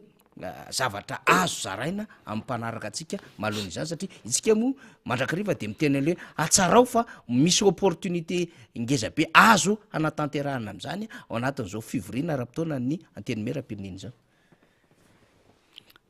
ny adevitra nandeha tato anatin'ny andro maromaro herinandro vitsivitsy de ny hoe hisy fifidianana sa tsy hisy ho any amin'ny teteza mity zany sa tsy ho any zay ny fironana ny mahatonga anio efa nresantsika teto de antony maromaro fa anisany antony anankiray ngeza be koa dia ny tsy famoahany gouvernemanta ny datim-pifidianana hatram'izao na de efa nisy aza ny sosokevitra avy amin'ny seni de rehefa tsy mivoaka ny datim-pifidianana mandeha koa ny resaka etserony amin'ny tsy fahampian'ny tetibola sy ny mety hosakana rehetrarehetra ny tsy fahalavorarian'ny lisy mpifidianana de mirona ho azy makany amin'ny hoe tsy fahafahana miatrika fifidianana ny zava-misy na hoe finiavana avy amin'ny ankolaha fisan-karazany indrindra avy amin'ny fitondram-panjakana finiavana tsy anatanteraka an'ilay fifidianana araka ny voalazany lalam-panondrenana fa raha ohatra nametraka namoaka ny daty ny fifidianana avy hatrany mba raha ohatra zany tena hanakona n'izay adihevitra diso toerana zay ny fitondram-panjakana de tokony namoaka ny datim-pifidianana avy hatrany de samy mangina de samy miezaka manao zay natanterahana ny fifidianana iny araka ny tokony ho izy de na ny fitondram-panjakana raha zay miezaka nanadio tena tao anatin'ny andro vitsivitsy farany hoe tsy pombany zany resaka teteza mity zany na fitondram-panjakana aza afaka anomana milamina ny fifidianana fa omaly raha ny teny ny prime ministre lehibe ny gouvernementa voanandray ny fitenenana izy tamin'ny tatitra nataony de zay no anisan'ny lazainy hoe tsy maintsy isy fifidianana am'ty taona 3 ty ty taona 3 ty le izy moa tsy nedikevitra fa raha ny arazo nedikevitra le izy de napetraka amin'ny fanontaniana hoe inavy fifidianana na aiza ho aizany ny izy avy ny lano mandaa ahoana ny fanomanana sy ny sisa fa le izy le efa resaka tena tsy nedikevitra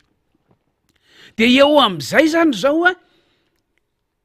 isy ny fifidianana ary sika vonina sika miantsony amin'ny fiatrehana fifidianana fa ahoana ny fanatanterahana azy mba ho araka ny tokony ho izy sy tsy hiteraka olana la fifidianana zay no mahatonga ny rehetrarehetra miezakazaka makany amin'io fanadiovana ny tokotany ilalaovana moa fomba fiteny fa fanoharana mahazatra tato ato fa any amin'io fanatsarana ny lalàna mahakasika ny fifidianana io ary zay faniry le natsotsika teto na atsotsika teto nandritry ny rotaona zay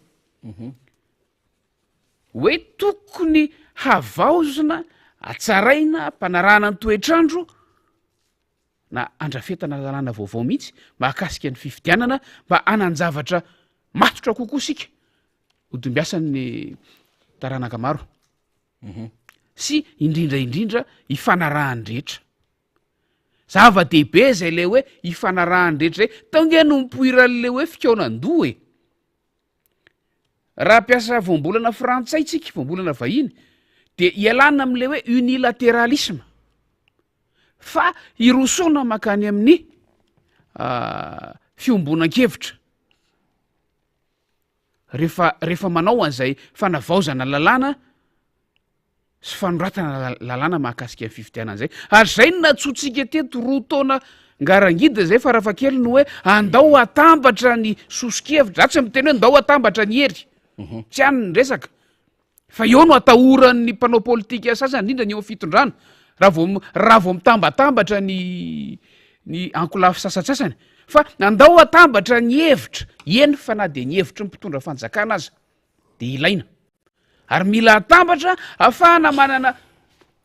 tolo-dalàna anankiray ngeza be anana endrika andian-dalàna fehezan-dalàna hiatrehana fifidianana rehetra ho avy manomboka zao satria efa tsapa tam'izany fa tsy mifampatoko tsony ny mpisehatra ara-pifidianana eto Madagasikara fa tsisy ny enotsika fa tsika tsisy mieno ay any ambadika any ny rehetrarehetra mitovy hevitra amintsika ihany de rehefa tsy azo ny tanterahana zany lay fikaonan-doha le fanambarana nireo sosikevitra rehetrarehetra mipirina ny anaty vatasarian'ny latabatra ny birao sy vokatry ny atrikasa isan-karazany tanterahana any na ny mpanao politika na mivondro ny fiarahamonim-pirenena na ny olotsotra miresaka azo angonina daholo zany rehetrarehetra zany rehefa tsy nisy ny enotsika ny am'lo eny dao hatambatra ny hevitra de io lasa mandeha tsirairay io mandefa le sosikevitra satria samy mahalala fa marina le tenitsika tam'izany any teny foana teto ho avy ny fivoriana ara-potoana manaraka ao amin'ny anteny miera-pirenena fa nararoatra zany ahafahana mamoaka fehi-kevitra mialohan'ny fivoriana io ahafahana miroso amin'ny fandaniana zany lalàna zany a rehefa niombona-kevitra mialoha fa mandraky tia ny androany tsy nisy ny eno fa zao hoy a vo samy mandeha tsirairay avy any a manararoatra nyity fivoriana ara-potoana azo lazaina hoe farany azo eritreretina alohan'ny ahafahana manova lalàna mahakasika ny fifidianana ity alohan'ny datim-pifidianana raha ohatra ka mivoalaza ny lalam-pandrenana ny resantsika zao zany vao mezakazaka satria ity session farany ahafahana manao an'izay raha fivoriana ara-potoana ny resantsika de mezakazaka ny tsirairay fa ny zavatra mitranga faniry de zao samy mamoaka an'izay le voatahiriny tany amin'ny tahiriny tany daholy a amin'le sosikevitra zany de samy misy tonga de mamoaka tolo-dalàna enitsika hoe misy efa tonga ny anivon'ny gouvernement tanaovana fanamariana misy efa mikonikonina manoratra misy efa voapetraka any amin'ny anteny miera-pirenena misy mbola endrika sosikevitra fotsiny ohatran'le nentin'ny fiarahamonim-pirenena afako maly tao amin'ny anteny miera-pirenena kanefa reny zavatra reny a raha voatambatra raha voangona ara-potoana de nanana endrika fehezan-dalàna ngezabe anankiray zay everitsika fa iombonany rehetra eny koa hoe fitondram-panjakana miomana anao tolo-dalàna anovana zay eritreretiny hovana ao anatin'le izy fa raha ireny rehetrareny natambatra de naninona fa ny zava-misy zany zao zavatra mety hitranga zay manko zao le tena andrasampiainatsika ny zavatra mety hitranga zany zao de zao misy andininy na ohatra ataoko hoe thème anankiray ohatra mahakasika an'io datim-pifidianana io anisan'ny hoe olana amin'io a misy fomba fijery maromaro any mitovy hoe tokony omena ny seni ny fahefana hanapa-kevitra ny amin'ny datim-pifidianana sy amoaka zany fa lasa any am'le sosikevitra maromaro zay tsy miaraka tonga ao anivony anteny miera-pirenena samy milaza an'io daholo kanefa azo natambatra ho teboka anankiray ao anatin'ilay andian-dalàna andiana tolo-dalàna oentina hodiniana indray mandeha zany fa andinika nininy telo iny efatra zany ary tsy zay teboka anankiray zay ihany fa teboka maro no hotratra an'izay de ny zavatra hitranga zany zao a raha ohatra mahatratra sy mahafeno ny fepetra rehetrarehetra ireny tolo-dalàna rehetrarehetra miditra an'ireny akoatra ny volavolan-dalàna mety ho avy amin'ny fitondram-panjakana de mety misy zavatra ho voadinika iverimberina eo anivon'ny antenimieram-pirenena fa na izany naty zany rehefa zay aloha no endrika hipoirany de miezakitsika zay le atao hoe mampifandray ny zava-misy amin'ny tanjona fa ny tanjontsika de ny ananana lalàna na andian-dalàna hahafeny fifidianana tsy hisy korotana ary eken'ny rehetra rehefa avy eo ary mbola miantso tsika ny am'izay zavatra zay hoe mba atratrarana an'izay tanjona zay fa mbola tsy tary raha ny zava-misy am'izao fotoan'izao mijerena zay indrindra eo am-piandrasana zany tsika ny amin'ny hoe andraikitry ny solom-bava-bahoaka ny gouvernemanta dia fanamarena no ataony misy vaovao manko député membre Bendrina ny amin'ny hoe tsy anova ny resaka tolo-dalàna izany ny resaka lalam-pifidiana zany fitondram-panjakana asy izay faly any amin'ny gazety mpiseho isan'andro any eny kabarina ataon'ny prime ministre koa zay omaly de nisy an'izay teantamy fotsiny hoe ny gouvernemanta ao amin'ny andininy fa 9 ho an'ny tolo-dalàna sy ny fantsina napetraky ny mpikambana ao amin'ny antenimera de ampahafantarina ny gouvernemanta zay manana fepotona 30 andro ho an'ny tolo-dalàna ary 10 andro amin'ny fantsina mba hanaova ny fanamariana le hoe observation teneny député membre Bendrina teo zany fa tsy sakana akory n'lay gouvernemanta raha ny tokony izy fa io anjara asa ny solomam-baoaka zay député membre Bendrina amaraparantsika andro sisa isaina am'ilay resaka fanoratana ny anarana ao anatin'ny lisy mpifidianana tsara ihany angambany satria ho an'ny antoko tiako Madagasikara dia mivonina hiatrika fifidianana madio mangarara azony rehetra antoka ary oekeny rehetra orinao mbola manana fotoana hatramin'ny faraiky amin'ny 30 volana me ny vahoaka malagasy tsara ihany ny hitondrana an'izay fanahitana an'izay zany sy mba hitondrana fanamarina samihafa raha ohatra ka misy zavatra tokony resahana député nandritra zay fotoana lava be resahana ny lisy mpifidianan'izay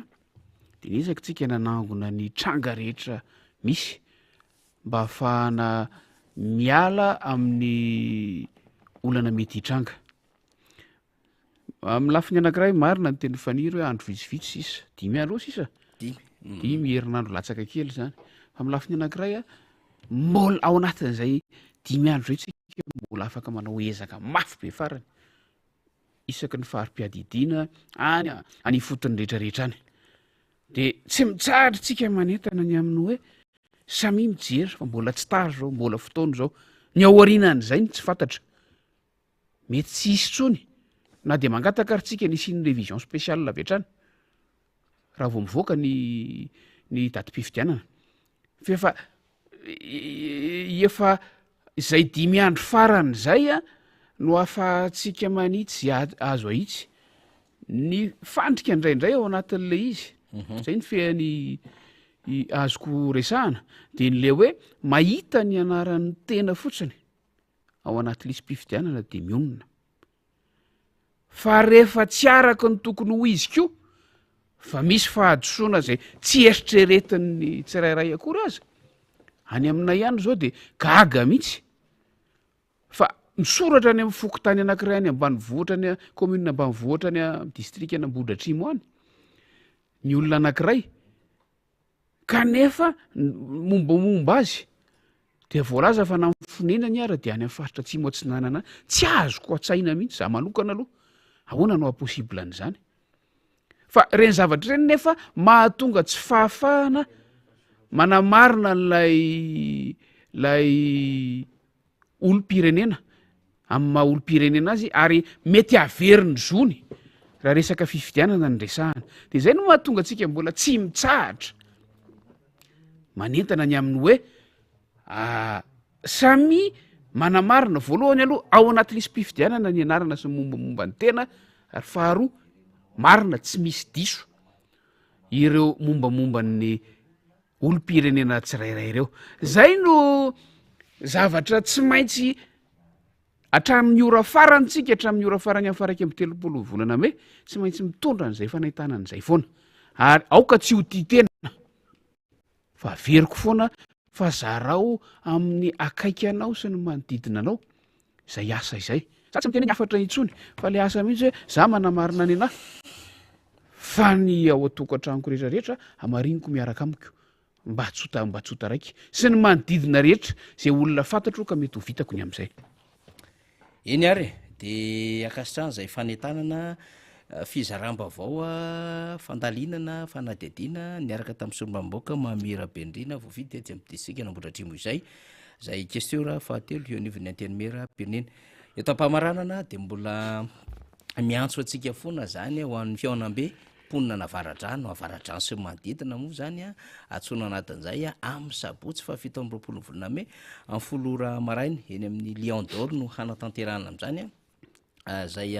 anosy avaratra no isy zay fionana lehibe zay ho an'ny antoko tiako Madagasikara dia ho avy eo ny filoha marikara valomanina zany amin'ny sabotsy amin'ny fafito amby roapolo volana me manomboka amin'ny folora maraina bebe ihany le olona ho avy eny araka ny fanasana sy ny fandaminana raha ny tsara zany de hoe tsy amin'ny folotsika ny tonga fa mba tonga adiny ray mialoha ho amin'ny fandaminana zany raha ny fanerina zay isy moa zany orinan'izay fandaminana ho an'ny distrika avaradrano ny nofokena mitampihavanana zany izay ara nyfandarantsika tamin'ity maraina ny alakamisy fa 5 amby roapolo ny volana me ity fa de akasitrana ianao nanaraka ny aino hatramin'ny farina isaona ianko ny mpiaramiasa rehetra tao ambadiky ny sary sy ny feo niaraka tamintsika ianao zay nanaraka izany ny vahiny avy any boribory tamin'ny voalohany nitondra fanentanana teto livandrembelson ary ny solomamboaka Madagasikara voafidy etsy amin'ny distrika nambotratrimo